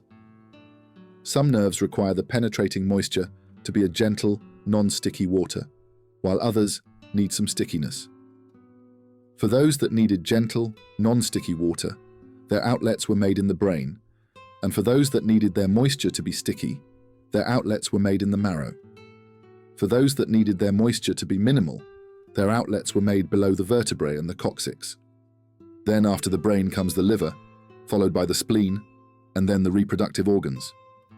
Every force in an organ that has the nature to perform a physical action that separates something from that organ and sends it to another must necessarily either have that other connected to the first, like the connection of many nerves to the brain and many to the spinal cord, or have a pathway and channel connected to that organ through which that substance flows, and that force serves it or is primary, like the mouth, lungs, kidneys, liver, spleen, and others. Whenever it needs or has the nature to perform a psychological action in another, It is necessary that there be a physical channel between them, like the action of the brain on the heart. The first organs to form are the heart, then the brain, then the liver, then the spleen, followed by the other organs. The reproductive organs develop later than all of them, and their dominance in the body is slight, as can be seen from the function of the testicles and their preservation of male heat and the male spirit that spreads from the heart in the male animal that has testicles. The force by which generation occurs has a principal and a subordinate aspect. The principal is in the heart, and the subordinate is in the reproductive organs. The force involved in generation is twofold. One prepares the material from which the animal with that force is formed, and the other gives the form of that type of animal and moves the material until it acquires the form of that type. The force that prepares the material is the female's force, while the one that gives the form is the male's force. The female is a female by the force that prepares the material, and the male is a male by the force that gives that material the form of the type that possesses that force. The organ that assists the heart in providing the material for the animal is the womb, and the one that assists in providing the form, either in humans or in other animals, is the organ that produces the semen. When the semen reaches the female's womb and encounters blood that the womb has prepared to accept the form of a human, the semen imparts to that blood a force that moves it until the organs of the human and the form of each organ, in general, the form of the human, are produced. The blood prepared in the womb is the material of the human, and the semen is the mover of that material until the form is acquired. The position of semen in relation to the blood prepared in the womb is like that of the infusion from which milk is formed. Just as the infusion is the active agent in the formation of milk, and is neither a part of the formed substance nor a material, so too is semen not a part of what is formed in the womb, nor a material. The fetus is formed from the semen, just as the curd is formed from the infusion, and it is formed from the blood of the womb, just as the curd is formed from milk, and the vessel is formed from copper. The semen in a human is formed by the vessels that contain it, which are the veins under the skin of the pubis, supported by some contributions from the female organs. These veins lead to the channel in the penis, allowing the semen to flow from those veins into the channel, and it travels through that channel until it reaches the uterus, providing the blood within it with the essence of strength that transforms into the formation of the organs and the shape of each organ, as well as the overall shape of the body. And the sperm is the male reproductive fluid. And the instruments are both continuous and separate from that, like the doctor. For the hand is an instrument for the doctor to treat with, and the scalpel is an instrument for him to treat with, and the medicine is an instrument he treats with. Thus, the medicine is a separate instrument, and the doctor connects with it when he acts and makes it, giving it the power to move the body of the sick person towards health. When that power is present in him, he places it inside the body of the sick person, for example, and his body moves towards health. The doctor who placed it is absent or dead, for example, and likewise the position of the semen. The scalpel, instrument, does not perform its function except with the connection of the doctor who uses it, and the hand is more connected to him than the scalpel. As for the medicine, it acts with the power that is in it, without the doctor being connected to it. Likewise, the semen is an instrument for the generative male power and acts separately. The vessels of the semen and the female are instruments for generation connected to the body, as the position of the veins that are instruments of the semen from the primary power in the heart is like the hand of the doctor that works with the medicine and gives it a moving power and moves the body of the sick person towards health. For those veins that the heart naturally uses are instruments in giving the semen the power that moves the blood prepared in the womb into the form of that type of animal. If the blood takes from the semen the force that moves it towards the form, the heart is the first to form, and the formation of the other organs is awaited based on what occurs in the heart from the forces. If the nourishing force is present, along with the force that shapes the material, the other organs will form as female organs. If the force that gives the form is present, the other organs will form as male organs. Then, the generative organs of the female will arise from those organs, and the generative organs of the male will arise from these organs. Subsequently, the remaining psychic forces will develop in the female in a manner similar to how they are in the male.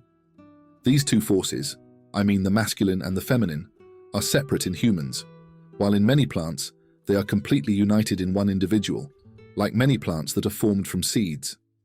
The plant provides the material, which is the seed, and also gives it a force that moves towards the form. The seed has the potential to accept the form and a force that moves towards the form. The one that gives it the potential to accept the form is the feminine force, and the one that provides the principle that moves towards the form is the masculine force.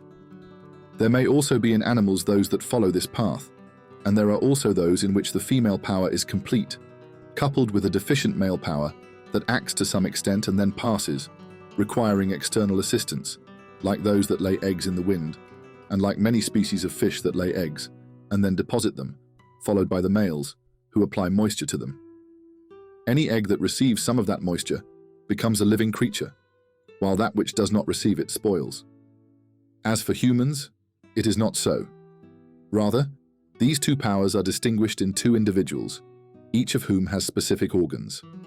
These are the known organs for them, and the other organs are shared between them. Likewise, they share all the powers of the soul, except for these two. What they share in terms of organs is warmer in males, and what is related to movement and motion is stronger in males. As for the psychological traits, those inclined towards strength, such as anger and cruelty, are weaker in females and stronger in males, while those traits inclined towards weakness, such as compassion and mercy, are stronger in females. However, it is not impossible for a male human to exhibit traits similar to those in females, and for females to exhibit traits similar to those in males. Thus, this is how females and males differ in humans. As for the sensitive power, the imaginative power, and the rational power, they do not differ. It occurs from external things, the forms of the sensibles in the sensitive powers, which are the receptacles. Then, the various kinds of sensibles, perceived by the five senses in the main sensitive powers, come together, and the forms of the sensibles that occur in these powers become images in the imaginative power, which remain preserved after their absence from direct sensory experience. They then exert control over them, sometimes distinguishing some from others, and combining some into many endless constructs, some of which are false and some true. Chapter 22. The speaking power and how it is understood, and what causes that. It remains to be seen how the forms of intelligibles are imprinted in the speaking power. The intelligibles that are to be imprinted in the speaking power include those intelligibles that are in their essences actual intelligences and actual intelligibles, which are things free from matter, and those intelligibles that are not actually intelligible in their essences, such as stones and plants, and in general, everything that is a body or in a body with matter, and matter itself, and everything whose substance is based on it, for these are neither actual intelligences nor actual intelligibles. As for the human intellect that naturally occurs to it at first, it is a form of something in a matter prepared to receive the forms of intelligibles. It is potentially an intellect and a hylomorphic intellect, and it is also potentially intelligible. All other things that are in matter, or have material substances, are not intelligences either actually or potentially, but they are intelligibles potentially, and can become actual intelligibles. There is not in their essences a sufficiency to become actual intelligibles by themselves, nor in the speaking power, nor in what nature has given a sufficiency to become an actual intellect by itself. But they need something else to move them from potentiality to actuality, and they only become actual intelligences when intelligibles are realized in them. The potential intelligibles become actual intelligibles when they are actually intelligible to the mind, and they require something else to transfer them from potentiality to actuality. The agent that transfers them from potentiality to actuality is the essence of what, whose essence is an intellect that is actual and separate from matter. This intellect gives the potential intellect, which is a potential intellect, something akin to the light that the sun gives to sight. For its status to the potential intellect is like that of the sun to sight, since sight is a power and a form in matter, and it is, before it sees, a sight in potentiality, and colors, before they are seen, are visible in potentiality. There is not enough in the essence of the seeing power in the eye to become sight in actuality. nor is there enough in the essence of colors to become visible in actuality. The sun gives sight a light by which it sees, and gives colors a light by which they are illuminated. So sight, by the light it receives from the sun, becomes sight in actuality, and sees in actuality, and colors, by that light, become visible in actuality, after having been visible in potentiality. Similarly, this intellect that actually benefits the potential intellect with something that it impresses upon it, has the status of that thing to the potential intellect as light has to sight. Just as sight, by the light itself, sees the light that is the cause of its seeing, sees the sun which is the cause of that light, and sees the things that are potentially visible and become visible in actuality, so too does the potential intellect, by that thing whose status to it is like that of light to sight, comprehend that very thing, and through it, the potential intellect comprehends the actual intellect, which is the cause of the impression of that thing in the potential intellect, and thus the things that were intelligible in potentiality become intelligible in actuality, and it also becomes an intellect in actuality after having been an intellect in potentiality. The action of this separate intellect in the potential intellect is similar to the action of the sun in sight, which is why it is called the active intellect, and its rank among the separate things mentioned is the 10th without the first cause. The potential intellect is called the passive intellect, and when that thing, whose status to it is like that of light to sight, is present in the speaking potentiality of the active intellect, then intelligibles arise in the speaking potentiality from the sensibles that are preserved in the imaginative potentiality.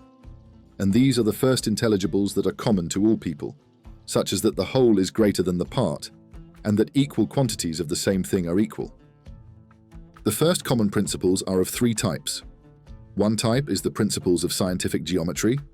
Another type is the principles that determine the beautiful and the ugly in what humans are capable of doing. And a third type consists of principles used to understand the states of existence that are not subject to human action and their origins and ranks, such as the heavens, the first cause, and other fundamental principles, as well as what may arise from those principles. Chapter 23. The difference between will and choice, and on happiness. When these concepts occur to a person, it naturally leads to contemplation, reflection, and remembrance, a desire for inference, an inclination towards some of what he initially understood, and a longing for it, and for some of what he infers, or aversion to it. The inclination towards what he comprehended in general is called will. If that inclination arises from sensation or imagination, it is referred to by the general term will, and if it arises from reflection or from speech in general, it is called choice. This exists specifically in humans, while the inclination from sensation or imagination is also found in other animals. The acquisition of the initial concepts by a person is his first completion, and these concepts are provided for him to use in order to achieve his final completion. And that is happiness. It is for the human soul to reach a state of perfection in existence where it does not need matter for its sustenance, to become among the things free from bodies, and among the substances that are separate from materials, and to remain in that state forever, except that its rank is below that of the active intellect. One achieves this through voluntary actions, some of which are intellectual actions, and some are physical actions, and they are not just any actions that coincide, but rather actions that are limited and determined, arising from certain states and qualities that are also limited and determined. For some voluntary actions hinder happiness, and happiness is the good sought for its own sake, and it is not sought for any other purpose at any time to attain something else, and there is nothing beyond it that a person can attain that is greater than it. The voluntary actions that are beneficial in achieving happiness are the beautiful actions, and the states and qualities that give rise to these actions are the virtues, and these goods are not for their own sake, but rather for the sake of happiness. The actions that hinder happiness are the evils, and they are the ugly actions. The states and qualities from which these actions arise are the deficiencies, vices, and baseness. The nourishing power within a person is made to serve the body, and the senses and imagination are made to serve the body and to serve the rational power, as the service of these three to the body ultimately returns to the service of the rational power, since the rational power is primarily sustained by the body. The spoken part is both practical and theoretical. The practical is made to serve the theoretical, and the theoretical is not to serve anything else, but to lead to happiness. All of this is associated with the appetitive power, and the appetitive power serves the sense, the imagination, and the rational faculty. The serving and perceiving powers cannot fulfill their service and work except through the appetitive power. For sensation, imagination, and contemplation are not sufficient to act without being accompanied by a longing for what has been sensed, imagined, or contemplated and known. Because will is to be drawn by the appetitive power towards what has been perceived. If you know the theoretical power of happiness and set a goal, and you are eager with the appetitive drive and deduce with the transmitted power what you should do to achieve it with the help of imagination and the senses, then all of a person's actions will be good and beautiful. But if you do not know happiness, or you know it, but do not set a goal with eagerness, rather, you set the goal as something other than happiness, and are eager with the appetitive drive and deduce with the transmitted power what you should do to achieve the senses and imagination, then all of that person's actions will be unbeautiful. Chapter 24. The Reason for Dreams. The imaginative power is intermediate between the sensory and the rational faculties. When all the sensory faculties are indeed sensing and performing their actions, the imaginative power is passive to them, occupied with what the senses bring to it from the perceived objects and depicting them within it. It is also engaged in serving the rational power and assisting the appetitive power. When the sensory, appetitive, and rational faculties reach their initial perfections, in that they do not perform their actions, as occurs in the state of sleep, the imaginative power becomes isolated, empty of the images of the sensed objects that the senses constantly renew. It relinquishes its service to the rational and appetitive faculties, returning to the preserved images of the sensed objects that it holds, and it acts upon them by combining some with others and separating some from others. Along with preserving the images of the sensed objects and combining some with others, it has a third action, which is imitation, as it is unique among the other powers of the soul, having the ability to imitate the sensed things that remain preserved within it. Sometimes it imitates the sensed objects through the five senses, by combining the preserved sensed objects that imitate those, and sometimes it imitates the intelligibles, and at times it imitates the nutritive power, and sometimes it imitates the appetitive power, and it also imitates what the body encounters in terms of temperament. For whenever it encounters a moist temperament in the body, it imitates moisture by combining the sensed objects that imitate moisture, such as water and swimming in it. And whenever the body's temperament is dry, it imitates the dryness of the body with the sensed objects that are characteristic of imitating dryness. Similarly, it imitates the body's heat and cold, if at any time its temperament happens to be hot or cold. It is possible, if this power has a form and shape in the body, that the body, if it is in a certain temperament, can act, the body, in that temperament. However, since it is of a psychic nature, its acceptance of what the body does in terms of temperament is according to what is in its nature to accept, not according to what is in the nature of bodies to accept temperaments. For a moist body, whenever it acts moisture in another body, the affected body accepts the moisture and becomes moist like the first. This power, whenever moisture is acted upon it or brought close to it, does not become moist, but rather accepts that moisture through what it imitates from the sensed objects, just as the rational power, whenever it accepts moisture, it only accepts the essence of moisture by understanding it, not the moisture itself. Likewise, this power, whenever something is acted upon it, accepts that from the agent according to what is in its essence and its readiness to accept that. Whatever is done in it, if it is in its essence to accept that thing, and at the same time it is in its essence to accept it as it is presented to it, it accepts that in two ways. One is to accept it as it is, and as it was presented to it, and the second is to imitate that thing with the sensations that are capable of imitating that thing. And if it is in its essence not to accept the thing as it is, it accepts that by imitating that thing with the sensations it encounters that are capable of imitating that thing. And because it cannot accept intelligibles as intelligibles, the rational power, whenever it is given the intelligibles that it has acquired, does not accept them as they are in the rational power, but imitates them with what it imitates from the sensations. And whenever the body gives it the temperament that happens to be suitable for it at a certain time, it accepts that temperament with the sensations that are suitable for it, that are capable of imitating that temperament. And whenever it is given something that is capable of being sensed, it sometimes accepts that as it is given, and sometimes by imitating that sensed thing with other sensations that imitate it. And if the imagination encounters the appetitive power ready in a certain way, like anger or desire or some emotion in general, the appetitive power mimics the actions that are characteristic of that faculty, which exists in the appetitive power prepared, at that time, to accept it. In such a case, it may stimulate the faculties that serve the members to actually perform the actions that are characteristic of those members when those actions are in the appetitive power. So the imaginative power in this act sometimes resembles the playful and sometimes resembles the dead. Not only this, but if the temperament of the body is such that it follows that temperament in the appetitive power of some emotion, it mimics that temperament with the actions of the appetitive power arising from that emotion, even before that emotion occurs. Thus, the members that have the serving power of the appetitive power rise towards those actions in reality.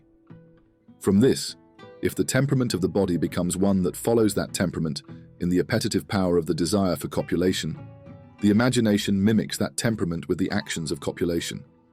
Thus, the members of this act rise in readiness for the act of copulation, not out of a desire present at that time, but to mimic the imaginative power of desire with the actions of that desire, and likewise in all other emotions.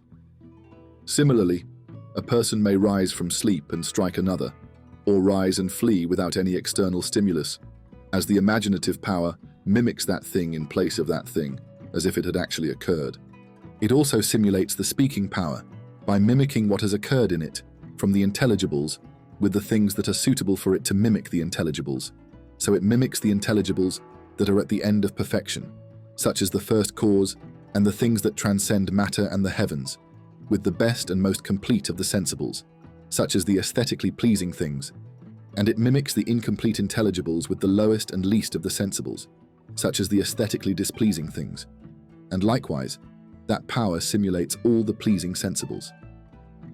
The active intellect, when it is the cause of the potential intelligibles becoming actual intelligibles, and of what is intellect in potentiality becoming intellect in actuality, and since the way to become intellect in actuality is through the rational power, which has two types, a theoretical type and a practical type, and the practical type is concerned with acting on present and future particulars, while the theoretical type is concerned with understanding the intelligibles that are to be known.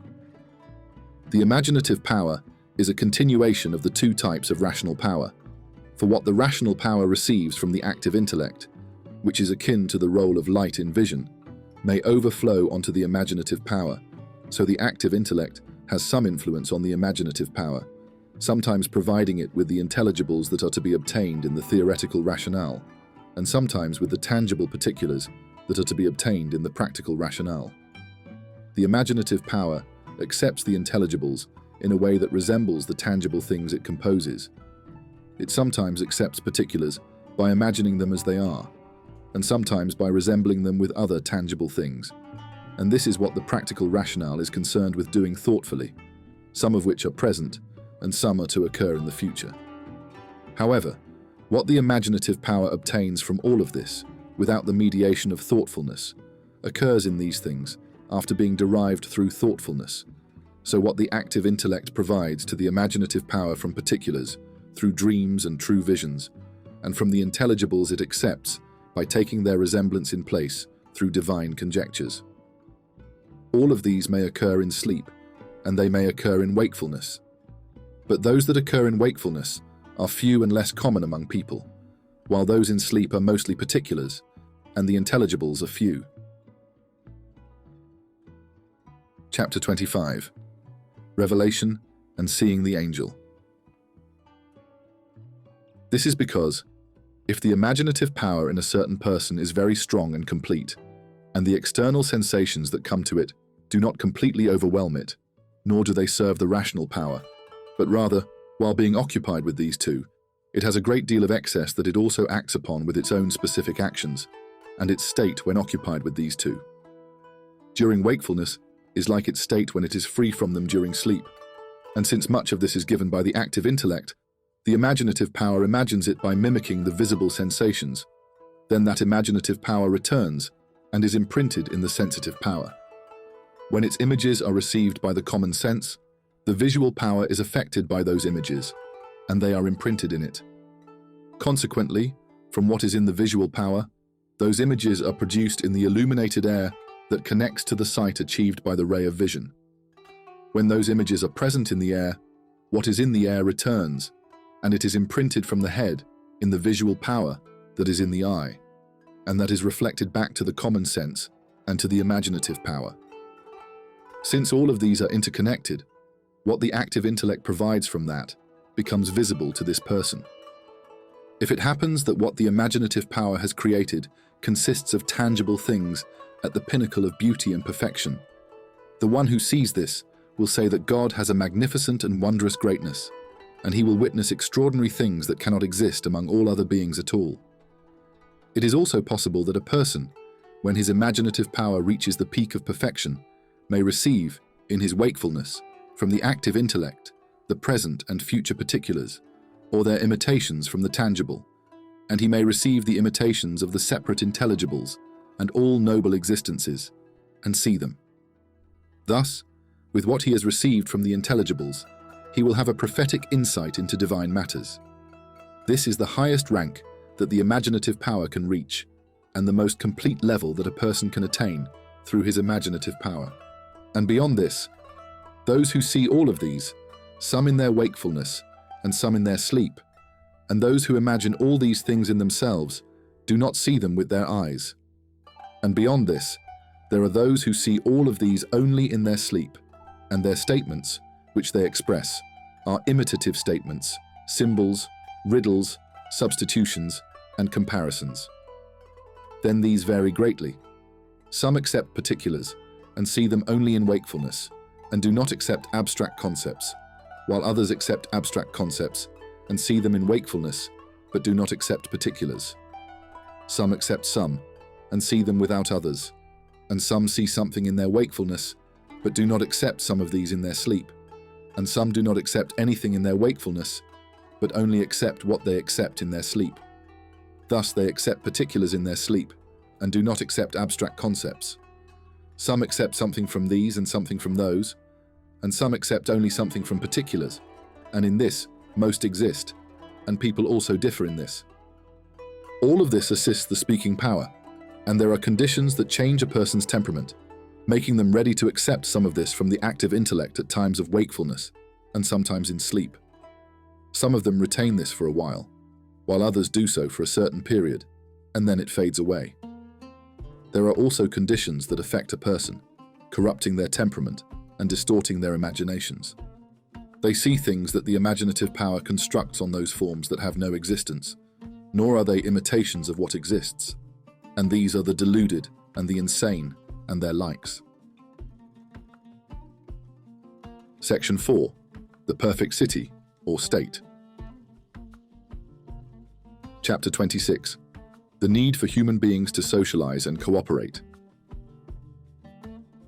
Every individual is inherently in need, both in their existence and in achieving their highest potential, of many things that they cannot accomplish alone.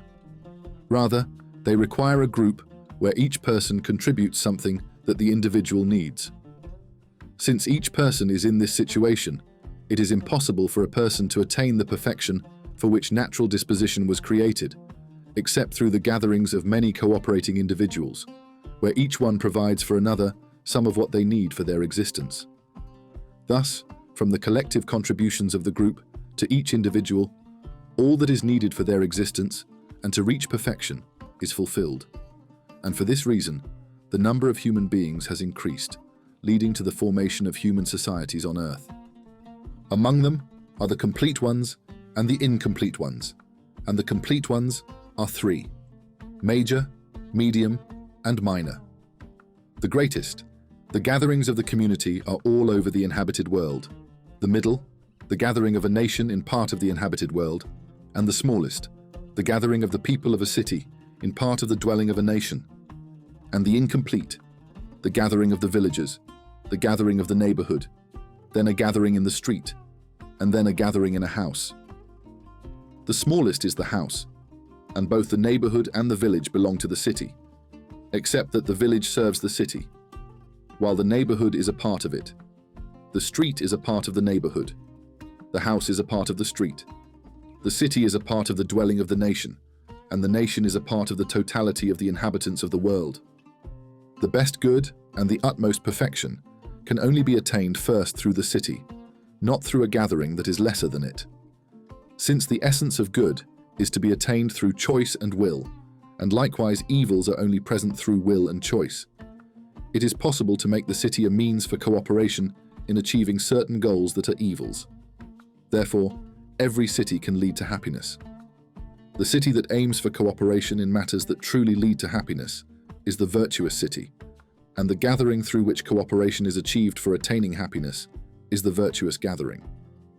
The nation whose cities all cooperate for what leads to happiness is the virtuous nation, and likewise, the virtuous inhabited world exists when the nations within it cooperate to achieve happiness.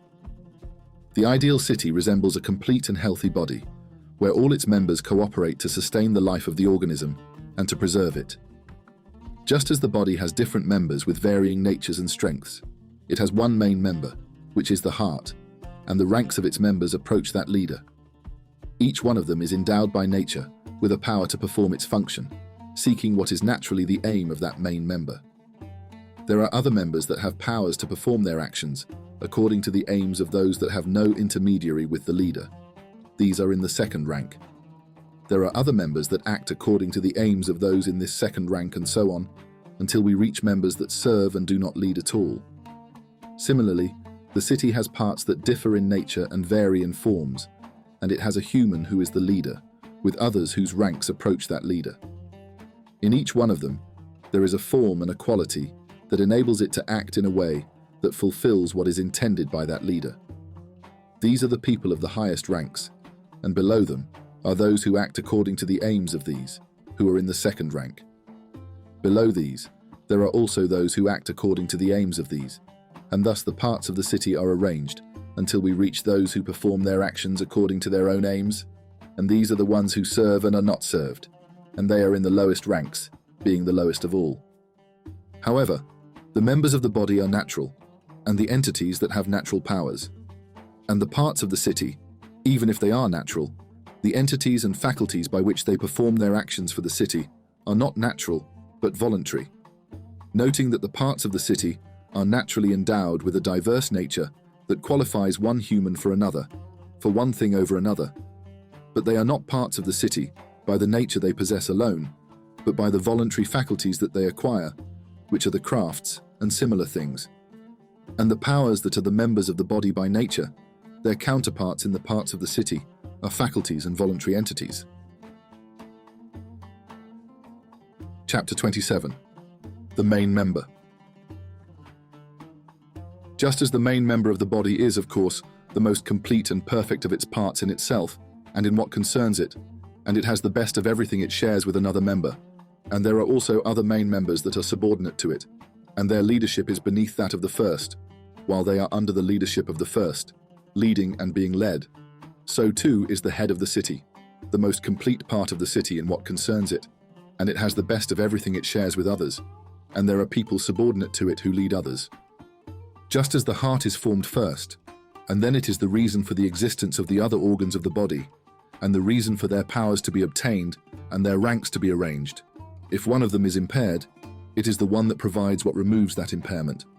So too, the leader of this city should be the first, and then he should be the reason for the city and its parts to exist, and the reason for the voluntary faculties of its parts to be arranged in ranks, and if one part is impaired, he is the one that provides what removes its impairment.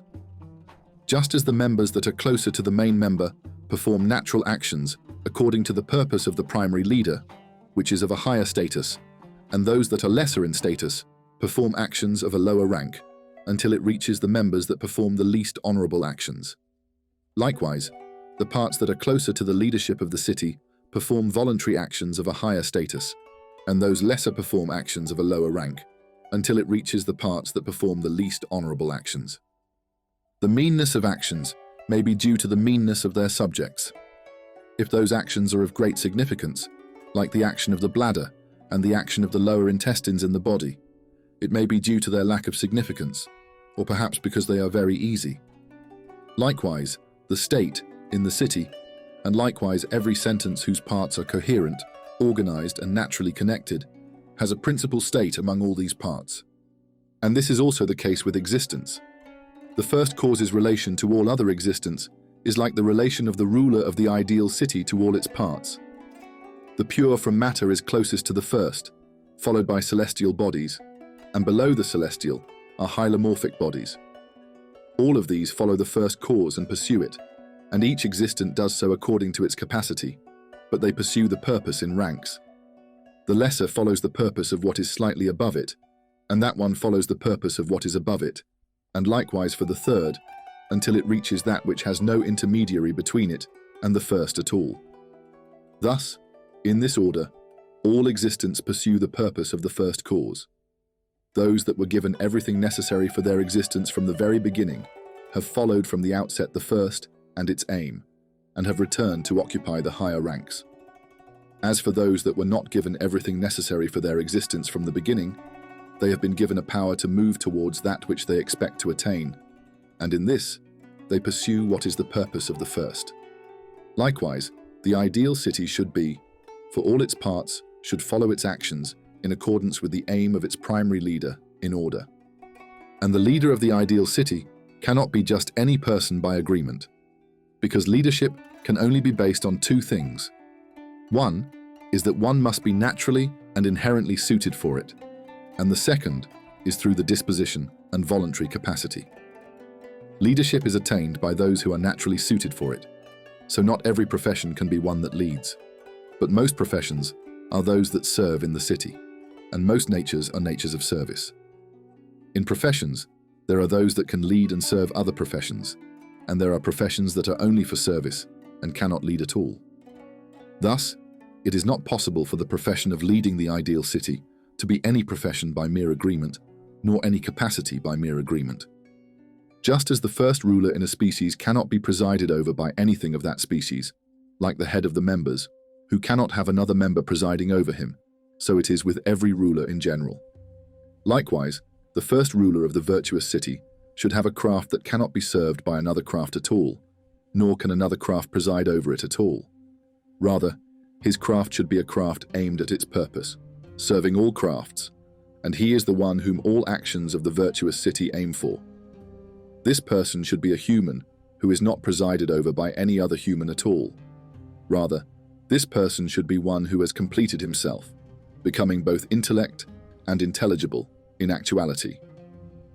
His imaginative power has naturally reached the utmost perfection in the manner we have mentioned, and this power is naturally prepared to receive, either in the state of wakefulness or in the state of sleep, from the active intellect the particulars, either by themselves or by what resembles them, and then the intelligibles by what resembles them. And his passive intellect should have completed itself with all intelligibles, so that nothing is denied of them, and he has become intellect in actuality.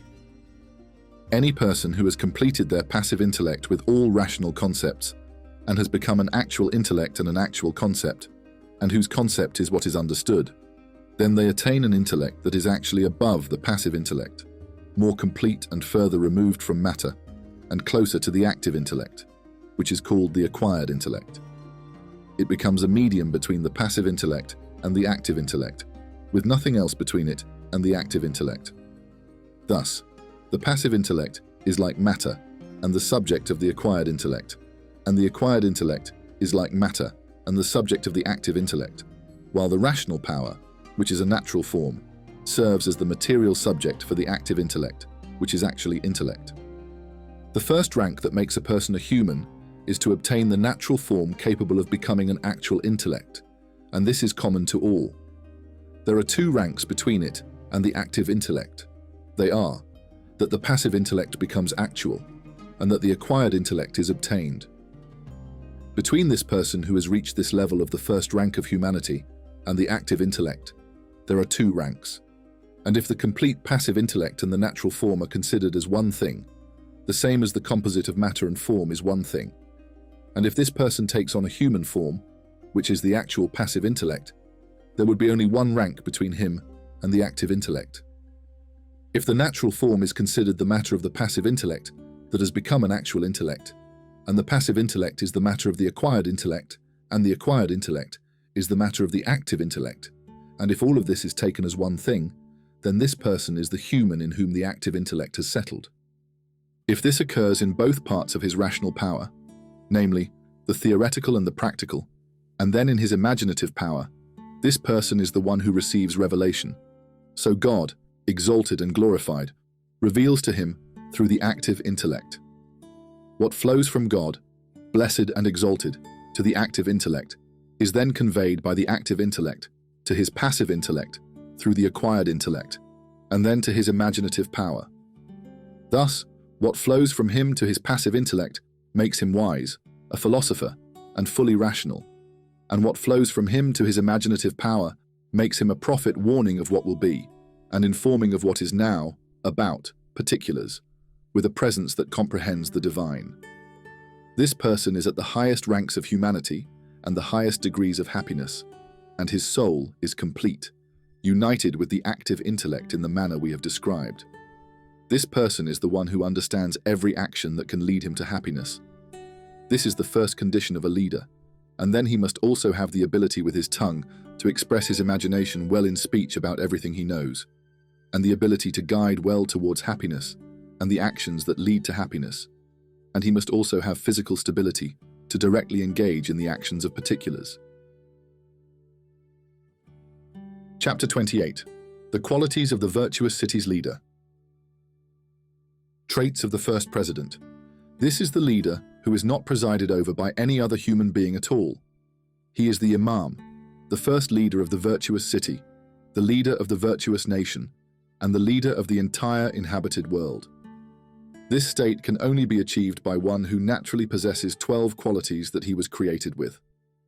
One of them is to have complete limbs, their powers suitable for their members, for the tasks that they are meant to perform, and whenever one of its members intends to perform an action, it does so with ease.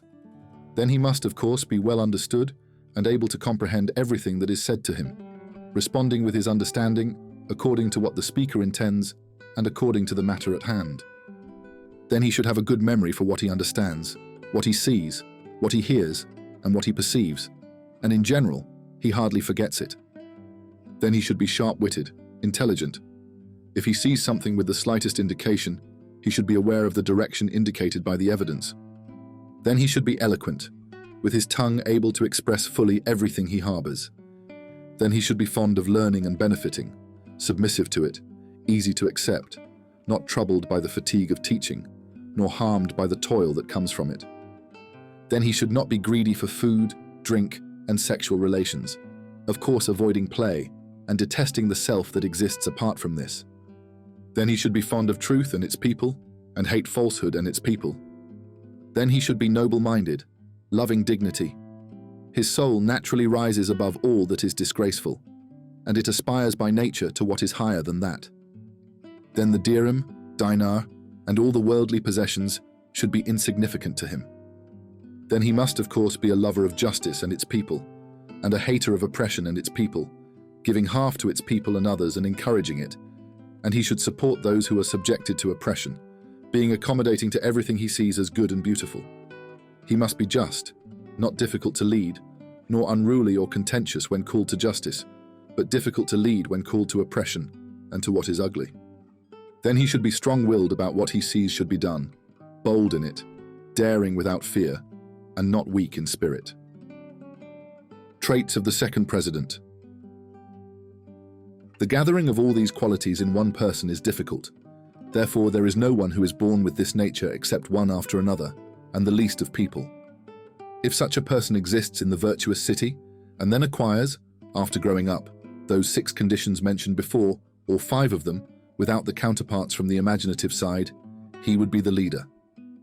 If it happens that there is no one like him at any time, the laws and traditions established by this leader and his like, if they succeeded each other in the city, would be upheld.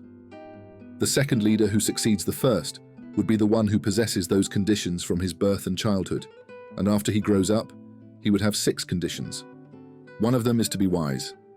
The second is that he should be knowledgeable and memorized in the laws, traditions, and histories that the predecessors established for the city, emulating all of his actions exactly as they did. The third, he should have the quality of deriving rulings in matters for which there is no preserved law from the predecessors, and in what he derives from that, he should follow the example of the early imams. The fourth, he should have a quality of insight and a strong ability to deduce what is necessary to know at the present time regarding events and incidents that the earlier ones cannot address, and he should be diligent in deducing from that the welfare of the city. And the fifth, that he should have the quality of guiding by speech to the laws of the ancients, and to that which has been derived after them, following their example. And the sixth, he should have a quality of stability in his body when directly engaging in acts of war, meaning he should possess the supporting and primary military skills. If there is not a single person who possesses all these qualities, but there are 2, one wise and the other possessing the remaining qualities, they would be the leaders of this city. If these qualities are dispersed among a group, with wisdom in one, the other qualities in another, and so on, and they are harmonious, they would be the esteemed leaders. Whenever it happens that wisdom is not part of leadership, while all other qualities are present, the virtuous city remains without a ruler, and the one in charge of this city is not a king, leading the city to the brink of destruction. If it does not happen that a wise person is added to the leadership, the city will soon perish. Chapter 29. The opposite of the ideal city. The virtuous city is opposed to the ignorant city, the corrupt city, the changing city, the misguided city, and it is also opposed by the misfortunes of the cities from among the individuals. The ignorant city. The city of ignorance is the city of vice, where its people have not known happiness, nor has it crossed their minds. Even if they are guided to it, they do not understand it, nor believe in it. Rather, they only know some of the goods that are superficially presumed to be good, which are thought to be the ultimate goals in life, such as the health of bodies, wealth, enjoyment of pleasures, having one's desires fulfilled, and being honored and esteemed. Each of these is considered happiness by the people of ignorance, and the greatest complete happiness is the combination of all of these. Their opposites are misery, which includes bodily ailments, poverty, not enjoying pleasures, not having one's desires fulfilled, and not being honored. It is divided into a group of cities, including the city of necessity, which its people aim to limit to the essentials that sustain the bodies, such as food, drink, clothing, housing, and marriage, and to cooperate in benefiting from it. The alternative city is one where its people intend to cooperate in achieving wealth and prosperity, and do not benefit from wealth in any other way, but with the understanding that wealth is the ultimate goal in life. The city of indulgence and moral collapse, which its people aim to indulge in pleasure from food, drink, and sexual relations, and in general, pleasure from the tangible and the imagined, preferring frivolity and play in every way and from every aspect. The city of dignity, which its people intended to cooperate in becoming honored, praised, mentioned, and renowned among nations, glorified and esteemed in word and deed, possessing grandeur and splendor, either in the eyes of others or among themselves, each person according to their love for it, or according to what they could achieve of it. The city of dominance, which its people intended to be the conquerors of others, refusing to be conquered by anyone else, and their toil is the pleasure they gain solely from victory. The collective city is one where its people intend to be free, each one doing as they please, with no restrictions on their desires at all. And the kings of ignorance in the era of their cities, each one of them only manages the city over which he is appointed to fulfill his desires and inclinations. And the ambitions of the ignorant that can be made goals are those that we have enumerated earlier. The corrupt city. As for the corrupt city, it is the one whose opinions are virtuous opinions, and it is the one that knows happiness, and God, the Almighty, and the seconds, and the active intellect, and everything that is meant to be known by the people of the virtuous city and believed in. But the actions of its people are the actions of the people of ignorant cities. The city of transformation. And the changing city is one whose opinions and actions in the past were those of the ideal city, but they have changed, as opinions other than those have entered it, and its actions have transformed into something else. The lost city. The misguided city is one that believes after its life that happiness exists, but this has changed, and it holds corrupt opinions about God Almighty, about seconds, and about the active mind that are not valid, even if taken as representations and imaginations. Its first leader is someone who has deceived others into thinking that he is inspired without actually being so, and he has employed illusions, deceptions, and delusions in that. The kings of these cities are opposed to the kings of the virtuous cities, and their leadership is opposed to the virtuous leadership, as well as all those within them. The kings of the virtuous cities, who succeed one another in different times, are all like one soul, as if they are one king who endures throughout all time. Likewise, if a group of them coincides at the same time, either in one city or in many cities, their unity is like one king, and their souls are like one soul. Similarly, the people of each rank, whenever they succeed one another in different times, are all like one soul that endures throughout all time. And if there is at the same time a group of people of the same rank, whether in one city or in many cities, their souls are like one soul, whether that rank is one of leadership or one of service. The people of the ideal city have common things they know and do, and other things of knowledge and action that pertain to each rank and each individual. Each one becomes happy through these. I mean through the common things that belong to him and others together, and through what is specific to the rank he belongs to. When each one of them does this, their actions grant them a good and virtuous psychological state, and the more they persist in it, the stronger and better that state becomes, and its strength and virtue increase. Just as the persistence in good actions of writing grants a person the quality of the craft of writing, the more one persists in those actions, the stronger and better the craft becomes, and its strength and virtue increase with the repetition of its actions. The enjoyment that follows that psychological state becomes greater, and a person's delight in it increases. This is the nature of the actions that lead to happiness, for the more they are increased, repeated, and consistently practiced by a person, the stronger, better, and more complete the soul that is meant to be happy becomes, until it reaches the level of perfection, where it becomes independent of matter, thus freeing itself from it. So it is not harmed by the destruction of matter, nor does it need matter when it remains. If a separation from matter occurs, which is non-corporeal, the attributes that pertain to bodies as bodies are lifted from it, so it cannot be said that it moves, or that it is at rest. It should then be said of it the statements that befit what is not a body, and whatever occurs in the human soul that can be described in terms of the body as a body should be denied of the separated souls, and understanding their state and conception is difficult and unusual. Likewise, everything that was associated with it and affected it by virtue of its comparison to bodies is also removed. And since these separated souls were souls that existed in different potentials, it has been shown that the psychological states follow the temperaments of the bodies, some being more pronounced and some less, and each psychological state necessarily varies according to the temperament of the body it was in, thus its state must necessarily be different due to the change that was within it. And since the variations of bodies are without a defined limit, the variations of souls are also without a defined limit.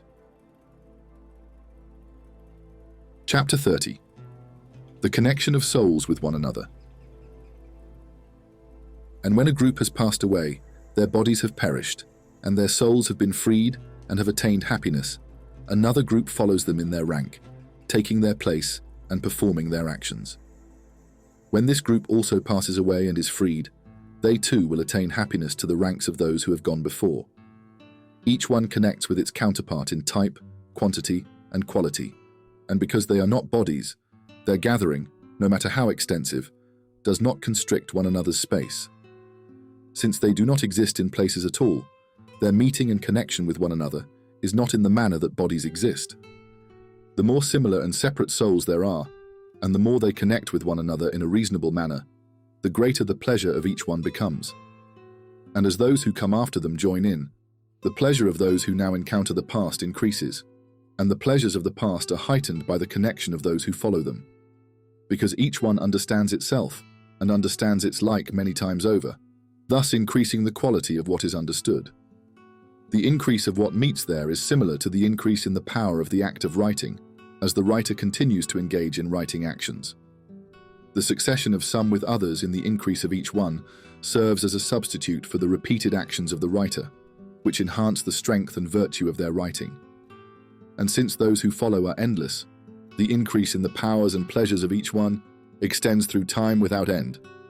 And that is the case of every group that has passed. Chapter 31. Industries and Happiness. Happiness differs in three aspects: by type, quantity, and quality, which is similar to the differentiation of crafts here. The superiority of crafts by type is that there are different types of crafts, and one of them is better than the other, such as weaving, the textile industry, the perfume industry, and the broom-making industry, as well as the art of dance, the science of jurisprudence, and wisdom and rhetoric. In these ways, crafts of different types are distinguished. And the people of crafts that are of the same type in quantity should be two writers, for example, one of whom has more knowledge of the components of the craft of writing, while the other has less. For instance, this craft requires a combination of knowledge of some language, some rhetoric, some quality of handwriting, and some arithmetic. Thus, some may possess quality of handwriting, for example, and some knowledge of rhetoric, while another may have knowledge of language, some rhetoric, and quality of handwriting, and another may have knowledge of all four. The differentiation in quality is that two contain parts of writing on specific things, and one of them is stronger in what it contains and more knowledgeable. This is the differentiation in quality. And the joys differ in these areas as well. As for the people of other cities, their actions, being bad, have given them poor psychological states, just as bad writing, when it deviates from what writing should be, results in worse, deficient writing. The more they engage in such actions, the more their craft deteriorates. Similarly, the bad actions of the people of other cities give their souls poor, deficient states, and the more one of them persists in those actions, the more their psychological state deteriorates, leading their souls to become sick. Therefore, they may take pleasure in the states they acquire from those actions, just as the sick of the body, like many feverish individuals, due to their corrupted temperament, find pleasure in things that should not be pleasurable in terms of tastes, and are harmed by things that are supposed to be delightful, and they do not perceive the sweet tastes that should be enjoyable. Likewise, the sick souls, due to the corruption of their imagination acquired through will and habit, take pleasure in poor states and bad actions, and are harmed by beautiful, virtuous things, or they do not even conceive of them at all. Just as among the sick, there are those who do not feel their ailment, and among them are those who believe they are healthy, and their belief becomes so strong that they do not listen to a doctor's advice at all, those who are sick in their souls. They do not feel their sickness and believe they are virtuous and sound of soul, and thus they do not listen at all to the words of a guide, teacher, or reformer. Chapter 32. The people of these cities. As for the people of ignorant cities, their souls remain incomplete and are necessarily dependent on matter for their existence, for no true form of the primary intelligibles has ever been established within them. When the matter that constituted their existence ceases, the powers that were supposed to sustain what has perished also cease, and the powers that were supposed to sustain what remains continue. If this too ceases and dissolves into something else, what remains becomes a form of that thing into which the remaining matter has dissolved. Thus, whenever that also happens to dissolve into something, what remains becomes a form of that thing into which it has dissolved, until it dissolves into the elements, and the final remaining becomes the form of the elements. Then after that, the matter will be as it is agreed to be formed from those parts of the elements from which these have dissolved. If it happens that those parts mix in a way that results in a human, it will return to the form of a human. If it happens that they mix in a way that results in another type of animal or non-animal, it will return to the form of that thing. And these are the perishing ones, destined for non-existence, similar to what is the case with beasts, wild animals, and snakes. As for the people of the corrupt city, the psychological states they have acquired from noble opinions free their souls from matter, while the bad psychological states they have acquired from vile actions associate with the first states, disturbing and opposing them, causing the soul great harm from the opposition of these to those. The opposition of those states to these also inflicts great harm on these, resulting in two significant harms to the soul. Indeed, these states acquired from the actions of the ignorant truly lead to great harm in the rational part of the soul, and the rational part does not feel the harm of these due to its preoccupation with what the senses present to it. However, when it is alone without the senses, it feels the harm that follows these states, freeing itself from matter and distinguishing itself from the senses and all external things that come to it. Just as a troubled person, when their senses are occupied with something, does not suffer from what troubles them and does not feel it until they are alone without the senses, the pain returns to them. Similarly, a sick person who is in pain, when they engage with other things, either feels less pain from their illness or does not feel the pain at all. But when they are alone without the things that occupy them, they feel the pain or it returns to them. Likewise, the speaking part, as long as it is occupied with what the senses bring to it, does not feel the pain associated with the bad states. But when it is completely alone without the senses, it feels the pain, and the pain of these states becomes apparent, remaining in great pain throughout their life. If someone of the same rank from that city is added to them, the pain of each one increases with their companion, because the endless succession of those who are connected leads to an endless increase in their pain over time. This is the misery that opposes happiness. As for the people of the misguided cities, the one who misled them and diverted them from happiness for the sake of some interests of the ignorant is aware of happiness. He is among the people of the corrupt cities. Thus, he alone, without the people of the city, is wretched. As for the people of the city themselves, they perish and decay, similar to the condition of the ignorant. As for the people of the changing cities, the one who has altered their situation and led them astray, if he is from the corrupt cities, he is wretched alone. However, the others will perish and disintegrate as well, like the people of ignorance. And likewise, everyone who deviates from happiness due to negligence and error. As for the compelled and oppressed, from the people of the virtuous city, regarding the actions of the ignorant, the one who is forced to do something, when he is harmed by what he does, his persistence in what he is coerced into does not grant him a psychological state contrary to the virtuous states, so that condition becomes burdensome for him until his status becomes like that of the people of the corrupt cities.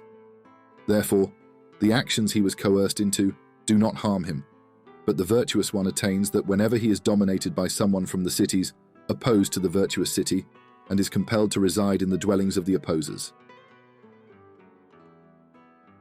Chapter 33. Common things for the people of the virtuous city. As for the common things that all the people of the virtuous city should know, they are several. The first is the knowledge of the first cause and all that can be described about it, then the things that are separate from matter, and how each one of them is described with its specific attributes and rank, until it reaches the separation to the active intellect and the action of each one of them. Then the celestial substances, and how each one of them is described. Then the natural bodies beneath them, how they are formed and perish, and that what occurs within them happens with precision, perfection, care, justice, and wisdom, and that there is no negligence, deficiency, injustice, or any form of it. Then the existence of man, and how the powers of the soul arise, and how the active intellect imparts light to it until the first intelligibles are obtained, and will and choice. Then the first leader, and how revelation occurs. Then the leaders who should succeed him, if he is not present at any time. Then the virtuous city and its people, and the happiness that their souls attain, and the opposing cities and what happens to their souls after death, either some of them to misery, or some of them to non-existence. Then the virtuous nations and the nations opposed to them. These things are known in one of two ways. Either they are imprinted in their souls as they exist, or they are imprinted in them through analogy and representation, so that examples of them that mimic them arise in their souls. The wise of the virtuous city are those who know these through proofs and through the insights of their own souls. Those who follow the wise know these as they exist through the insights of the wise, in adherence to them, belief in them, and trust in them, while the rest of them know it through the examples that mimic it, because they do not have a form in their minds to understand it as it exists, either by nature or by habit. Both are forms of knowledge, but the knowledge of the wise is undoubtedly better. Those who know it through the examples that mimic it, some know it through examples that are close to it, some through examples that are a bit further, some through examples that are even further, and some through examples that are very distant. These things mimic for every nation and for the people of every city through the examples they have. The more knowledgeable being, the more familiar. Perhaps there is a difference among nations, either in most of it or in some of it, so these things mimic for every nation in ways that do not mimic the other nation. Therefore, it is possible for there to be virtuous nations and virtuous cities that differ in their beliefs, yet all of them aim for a single happiness and identical goals. And these common things, if they are known by their proofs, there can be no place for stubbornness in them at all, neither in terms of fallacy nor with those who misunderstand them. At that point, the stubborn person does not have the truth of the matter itself, but rather what they have understood, which is false regarding the matter. However, if they are known by their examples that they resemble, then their examples may contain places for stubbornness, some of which have less room for stubbornness, some have more apparent places for stubbornness, and some have more concealed ones. It is not impossible that among those who have recognized these things through imitative examples, there are some who stand at the points of stubbornness in those examples and pause there. These are of different types. A type that seeks guidance, for when something is falsified for one of these individuals, if it is raised to another example closer to the truth, where there is no such stubbornness, they will accept it and leave it. If it is also falsified for them, it is raised to another level, and if they accept it, they will leave it. Whenever an example is falsified for them at a certain level, and it is raised above it, if all examples are falsified for them, and they have the intention to seek the truth, they will recognize the truth and be placed in the category of followers of the philosophers. If they are not satisfied with that and yearn for wisdom, and if that is their intention, they will learn it. And others classify them with ignorant purposes, such as dignity and wealth or pleasure in money and other things, and they see that the laws of the virtuous city prohibit them, so they resort to the opinions of the virtuous city to aim to distort them all, whether they are examples of truth or whether what is presented to them is the truth itself. As for the examples, their distortion occurs in two ways. One is through the places of obstinacy within them, and the second is through fallacy and deception. As for the truth itself, it is distorted through fallacy and deception. All of this so that nothing may prevent their ignorant and vile purpose, and these should not be considered parts of the virtuous city. Another category distorts all examples due to their positions of stubbornness, and because they are also poor in understanding, they err about the positions of truth in the examples, distorting what has no place for stubbornness at all. When they are elevated to the level of truth to recognize it, their poor understanding misleads them from it, leading them to imagine the truth as something other than it is. They also believe that what they have conceived is what the claim of truth asserts to be the truth. When that is distorted in their eyes, they think that what has been distorted is the truth that claims to be the truth, not what they have understood. As a result, they conclude that there is no truth at all, and that whoever is thought to have guided to the truth is deceived, and that the one who is said to be a guide to the truth is a deceiver and a misleader, seeking, through what he says, leadership or something else. And a group of these are led by that to confusion, and others among them see something like what appears from afar, or like what a person imagines in a dream, that the truth exists, and differs from their perception of reasons they see as unattainable.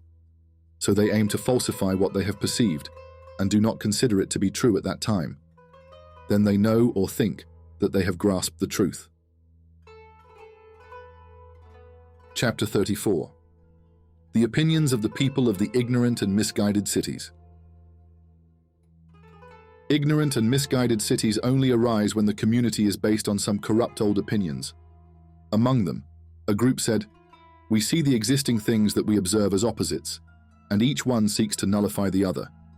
we see that each one, when it comes into existence, is given something to preserve its existence from nullification, and something to repel the action of its opposite, and something to distinguish itself from its opposite, and something to nullify its opposite and create a body similar to it in type, and something that enables it to utilize all other things in what is beneficial for its best existence and in the continuity of its existence. In many of them, what can overpower everything that resists it has been made for it, and every opposite of every opposite, and everything else has been made in this way, until it seems to us that each one of them is the one intended, or that it alone is granted the best existence without others.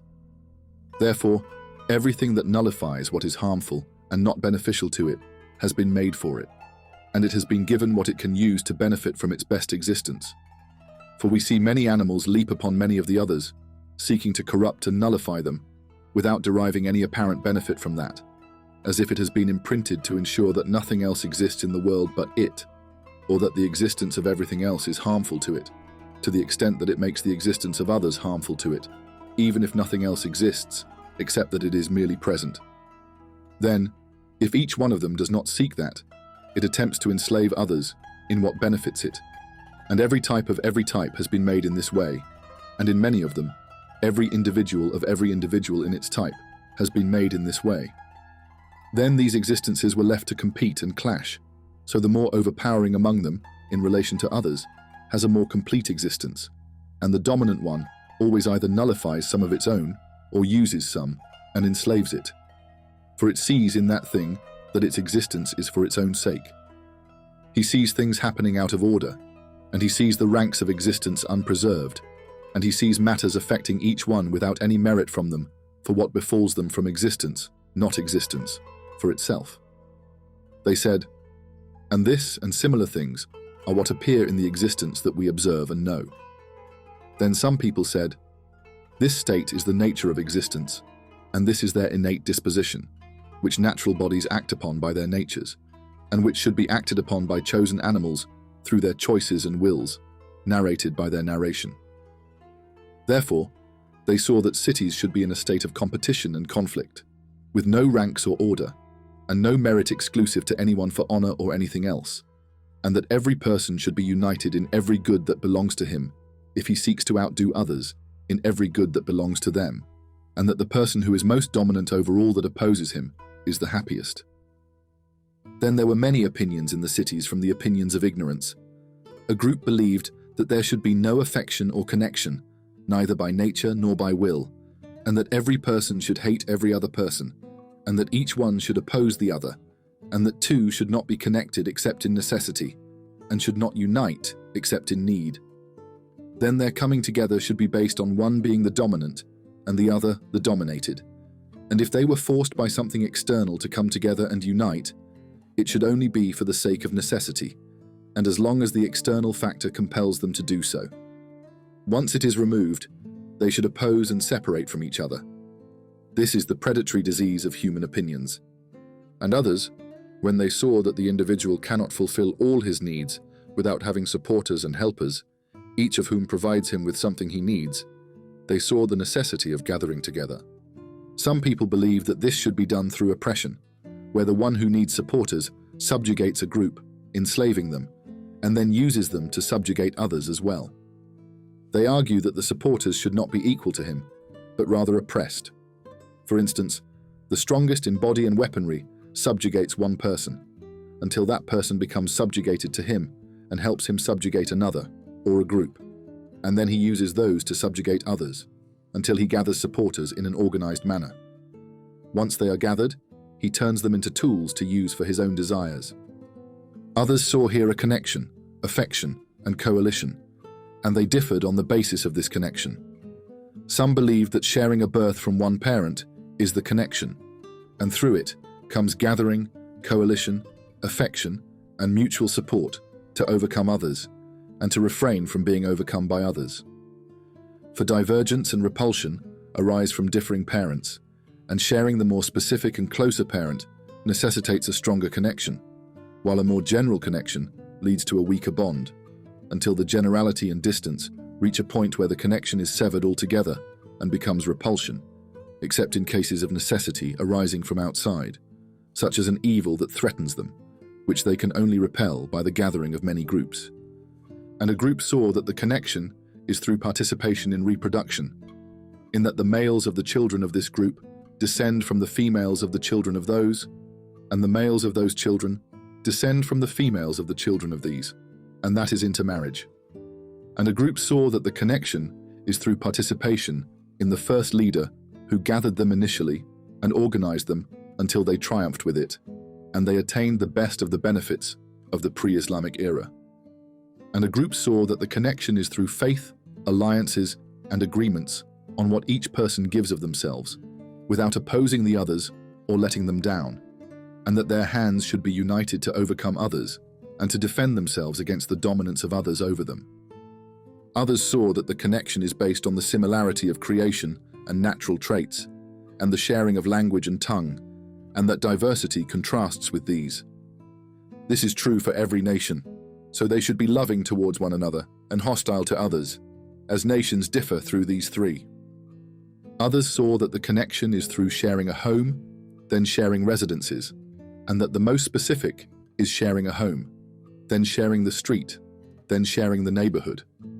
Therefore, they are equal to the neighbor, as the neighbor is a participant in the street and in the neighborhood, then sharing in the city, and then sharing in the region where the city is located.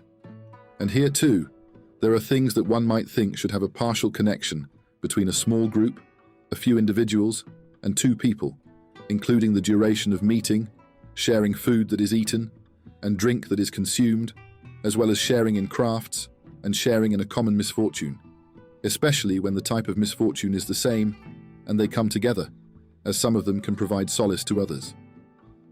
This also includes sharing in some pleasure, and sharing in places where it is not guaranteed that each one will not need the other, such as traveling together. Chapter 35. About justice. They said, if the groups distinguish themselves from one another by one of these connections, whether a tribe from a tribe, or a city from a city, or alliances from alliances, or a nation from a nation, they are like the distinction of each one from every other one, for there is no difference between distinguishing each one from every other one, or distinguishing one group from another. Thereafter, they should strive against each other and compete.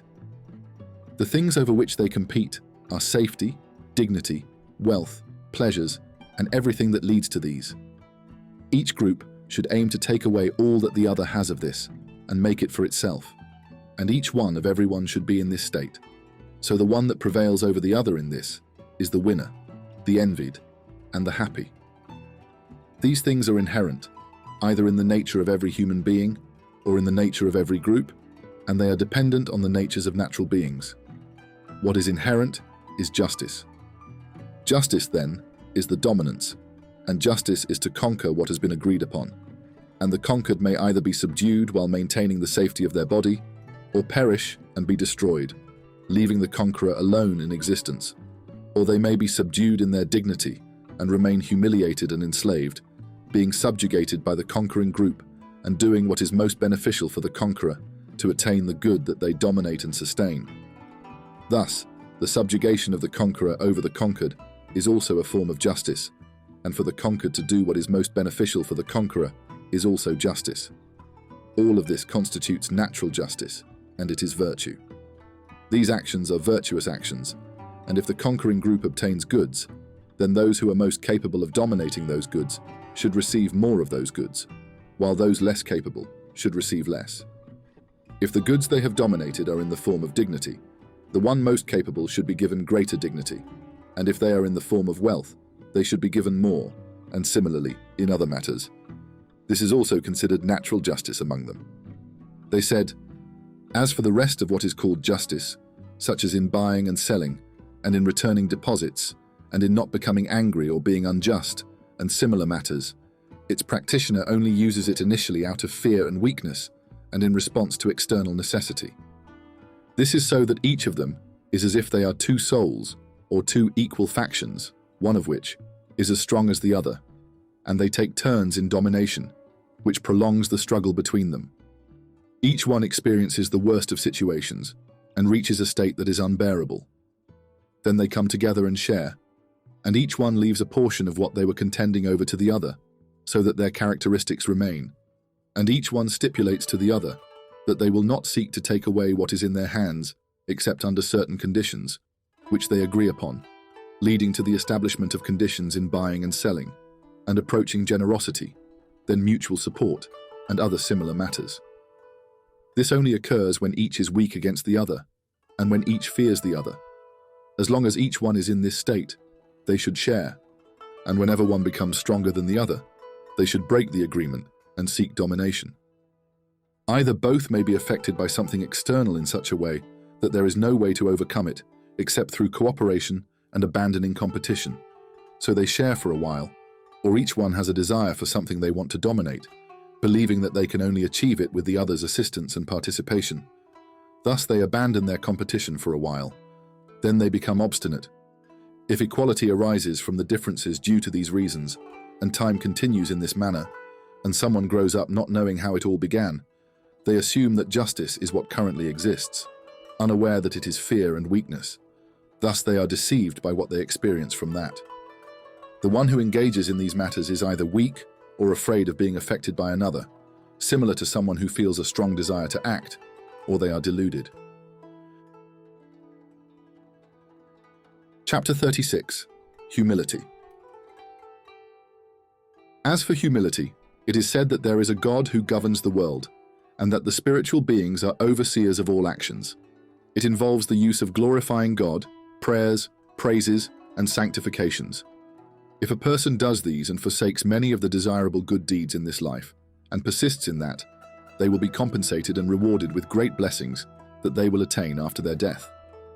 However, if they do not adhere to any of this and seek the good things in their life, they will be punished for it after their death with great evils that they will face in the hereafter. These are all doors of tricks and stratagems against a people and for a people, as they are tricks and stratagems for those who are unable to contend for these good things through reconciliation and struggle, and stratagems used against those who lack the ability to struggle and stand firm with their bodies, righteousness, and the malice of their vision, and to assist them by frightening and suppressing them, so that they abandon all or some of these good things to allow others who are incapable of struggling to take them and prevail over them. Whoever clings to this is thought to be unconcerned about it, and good is assumed of him, so he is relied upon and not warned against, nor is he suspected or distrusted. Rather, his intentions remain hidden, and his character is described as divine. His appearance and demeanor resemble that of someone who does not seek these blessings for himself, which becomes a reason for him to be honored and esteemed, and to be a means for other blessings. Souls are drawn to him, loving him, so they do not reject indulging in their desires in everything. Rather, what he does is seen as good by all, and through this, he gains dominance over honors, leadership, wealth, pleasures, and the attainment of freedom. These things were indeed made for this purpose. Just as hunting wild beasts can involve both struggle and effort, as well as cunning and deceit, so too can the mastery over these goods be achieved through struggle or through cunning. One may pursue them by leading a person to believe, on the surface, that their aim is something other than what is truly their aim, without caution or resistance, thus attaining it easily. Whoever clings to these things and persists in them, when he does so to achieve the purpose for which they were established, which is to appear in accordance with them in order to attain one of those blessings or all of them, is regarded by people as fortunate, increasing in certainty, wisdom, knowledge, and understanding, esteemed and praised among them. But if he does it for its own sake, not to gain these blessings, he is seen as deceived, deluded, miserable, foolish, lacking in reason, ignorant of his own fortune, dishonored, without value, and blameworthy. However, many people show him praise as a mockery, while some strengthen themselves by not competing for any of the blessings, leaving them to be preserved for themselves and others. Others praise his method and doctrine out of fear that they might lose what they have in his way, and yet others praise and envy him because they too are deluded like his delusion. These and similar opinions are the views of the ignorant that have taken root in the minds of many people regarding the things that are observed in existence. When good things come to them that they have overcome, they should be preserved, sustained, extended, and increased. For if this is not done, they will be depleted. Some of them saw that they should always, as a whole, seek to overpower others continuously, and whenever they defeated one group, they would move on to another. Others believed that they should extend this from themselves and from others, preserving and managing it, either from themselves through voluntary means, such as buying, selling, and exchanging, or from others through domination. Yet others saw the enhancement of it in others through both means. Others saw it as dividing themselves into two groups. One group wants that and extends it from themselves through transactions, and the other group struggles against them, resulting in two factions, each distinct in something, one through struggle and the other through voluntary transactions. Some of them saw that the transactional group consists of their females, while the struggling group consists of their males. If some of them are unable to struggle, they engage in transactions, and if neither is suitable, they become a surplus. Others saw that the transactional group should be other people, different from those they dominate and enslave, so they would be the ones responsible for their necessities and for preserving the resources they dominate and enhancing them.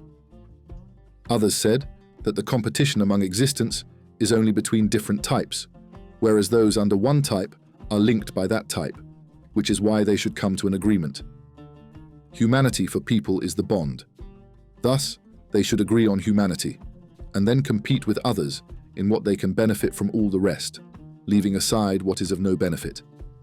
What is of no benefit and harmful dominates its existence, while what is not harmful is left alone. They said that if this is the case, then the goods that some can acquire from others should be through voluntary transactions, while those that can be acquired and benefited from other types should be through competition, since the others have no voice to engage in voluntary transactions. They said this is natural for humans. As for the competing human, he is not naturally competitive. Therefore, if there must be a nation or group outside the natural state of humanity, seeking to compete with other groups for the goods they possess, the natural nation and group are compelled to have some among them who specialize in defending against such individuals if they come seeking to compete with them, and in competing with them for the rights of these if those have dominated them. Thus, each group has two powers, a power to compete and defend, and a power to engage in transactions. The power to defend does not act out of its own will, but is compelled to do so by external forces. These are contrary to those, for the latter believe that peace does not come from external forces, while these believe that competition does not come from external forces, leading to the emergence of this opinion regarding peaceful cities. Chapter 37. About ignorant cities. The ignorant cities include the necessary ones, the transformative ones, the fallen ones, the honorable ones, and the collective ones, and those others, aside from the collective ones, have a single aim among their people. As for the collective ones, they possess many ambitions, as they encompass the ambitions of all cities. The dominance and defense that peaceful cities are compelled to engage in can either be within their collective or in a specific group, so that the people of the city are divided into two groups. One group has the strength for dominance and defense, and the other does not. Through these things, they maintain the goods that belong to them. This latter group, from the ignorant, has sound souls, while the former has corrupt souls, because they see dominance as good, and that manifests in two ways: struggle and deceit. Those who are capable of struggle do so, and if they are not capable, they resort to trickery, deception, pretense, camouflage, and misrepresentation. Others believe that there is happiness and perfection that a person reaches after death and in the afterlife. For there are indeed virtues and virtuous actions that one performs to attain happiness after death. They observed that what they see in natural existences cannot be denied or rejected, and they thought that if they accepted that all of it is natural as it is observed, it would necessitate what the ignorant believe. Therefore, they saw fit to say that the observed natural existences have another existence different from the existence observed today, and that this existence they have today is not natural to them, but rather opposed to that existence which is their natural existence. They believe that one should intend with will and work to abolish this existence in order to achieve that existence which is natural perfection. For this existence is the barrier to perfection, and once it is abolished, perfection will be attained.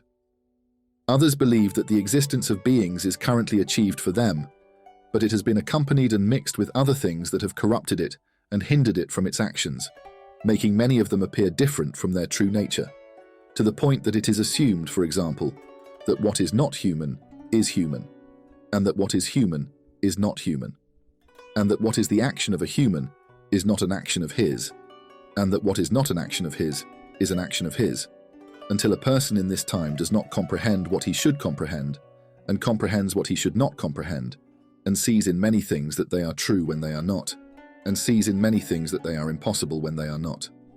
And on both opinions, they see the annulment of this observed existence, so that existence may be attained, for man is one of the natural existence, and the existence he has now is not his natural existence, but his natural existence is another existence different from this one, and what he has now is contrary to that existence and an obstacle to it, and what the human has today in existence is something unnatural. Some believe that the union of the soul with the body is not natural, and that a person is the soul, while the connection to the body corrupts it and alters its actions. Vices arise from this connection to the body, and its perfection and virtue lie in freeing itself from the body. In its happiness, it does not need a body, nor does it require a body or external things, such as wealth, neighbors, friends, or the people of the city, to attain happiness. It is the physical existence that necessitates civil gatherings and all other external things, which is why they believe this physical existence should be discarded. Others saw that the body is natural to it, and they believed that the disturbances of the soul are what are not natural to humans, and that the complete virtue by which happiness is attained is the abolition and death of these disturbances. Some viewed this in all disturbances, such as anger and desire and their like, because they saw that these are the causes of preferring those which are presumed goods, such as honor, wealth, and pleasures, and that the preference for dominance is only through anger and the force of anger, and that disparity and aversion occur through this. Therefore, they saw the need to abolish all of them. Some viewed this in desire and anger and their counterparts, believing that virtue and perfection are their abolition. Others saw this in disturbances other than these, such as jealousy, stinginess, and their like. Hence, some believed that what benefits natural existence is different from what benefits the existence they currently have, and then the cause from which desire, anger, and other disturbances of the soul arose is opposed to that which benefited the rational part. So some made the causes of that the opposition of the agents, like Anaxagoras, while others made the cause of that the opposition of the materials, like Parmenides in his apparent views, and others among the naturalists. Apart from these opinions, there is a divergence in what is said about many of the ancients. Die by will, you will live by nature. They believe that there are two types of death, natural death and voluntary death. By voluntary death, they mean the abolition of the soul's afflictions from desire and anger, and by natural death, they mean the separation of the soul from the body. They refer to natural life as perfection and happiness, and this is according to the view of those who believe that the afflictions of the soul from desire and anger are coercive in humans. And those opinions of the ancients that we mentioned are corrupt, from which branched out opinions that gave rise to sects in many of the misguided cities. And others, when they observed the conditions of the natural beings that we initially specified, noting that there exist different opposing entities, that they sometimes exist and sometimes do not, and all that we have mentioned, saw that the beings, which are now perceptible or conceivable, do not have limited essences, nor does anything among them have a nature that is specific to it, so that its essence is that nature alone and nothing else. Rather, each one of them has an essence of infinite things, like a human being, for example, as the concept of this term is something whose essence is unlimited, but its essence and what is understood from it are things without end. However, what we currently perceive of its essence is this tangible thing, and what we conceive from it is what we claim to conceive from it today, and it may be that this is something else, other than this conceived and this perceived, and likewise in everything that is not currently existent, for its essence is not just this conceived from its term, but it is this and something else that we have not perceived or conceived, which if that were placed in the place of this which is now existent, we would have perceived or conceived it. But what has become existent is this. If someone does not say that the nature is the nature of the concept of every term, that it is not this conceived now, but rather other infinite things, but says it is this, and it may be other than this, which we have not conceived. There is no difference in that, for what is possible and can be, if something is placed as existent, does not necessitate impossibility, and likewise in everything we have, that it is not permissible for anything else, or that anything else is not possible. It may be that there is something else, and that it is not necessary that the result of multiplying 3 by 3 times is the existence of 9, but its essence is not that, but it can be something else resulting from that in terms of number, or what has coincided from other existence besides number, anything that coincided, or something else that we have not perceived or conceived. But it may be that there are perceptions and conceptions without end, which have not yet been perceived or conceived, or have not existed to be perceived or conceived. Likewise, everything that is necessary from something is not necessarily because its essence necessitated that, but because it coincided in this way, and because an agent from outside that thing caused the other to exist at the time of that being or in a state of its conditions. Thus, the existence of every existent now as it is exists, either by coincidence or because an agent from outside brought them into being. And it could have been that instead of what is understood from the term human, something else could exist that is not what we conceive today, and that agent wished to create from among those which it could have made this conceived. Thus we perceive and understand nothing from it other than this one aspect. This is akin to the view of those who see that everything we conceive today from something, it may be that its opposite and contradiction is the truth, unless it coincides for us to imagine that the truth is this now that we see, that the concept of the term human may be something else other than what is conceived from it today, and infinite things. Although each one of those is the nature of this understood essence, and if that is the case and this conceived today is one thing in number, then the conceived today is not one thing in number, and the conception from the term human is not something else other than this conceived today. For if they are not one in number but many with different boundaries, the name human is said to them by sharing, and if they can appear in existence together, it is like what is said to them the name I today, and it may also be infinite things in number together. And if they are things that cannot exist together, but rather alternate, they are opposing or contrasting in general. And if they are contrasting and are without end or finite, it follows that everything we have is that it is not permissible for anything else or its opposite. For it may be that its opposite or contradiction or counterpart in general is also true, either instead of this or with its opposite.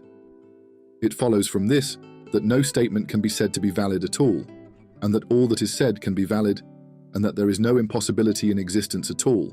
For if something is placed as the nature of something, it may be other than that which is understood from its term today, and the nature of something that we do not know what it is that can become existent, to be perceived or conceived and become understood. But it is not conceived by us today, and that which we do not know now what it is, and it may be its opposite or counterpart in general. So what is impossible for us may be possible not to be impossible.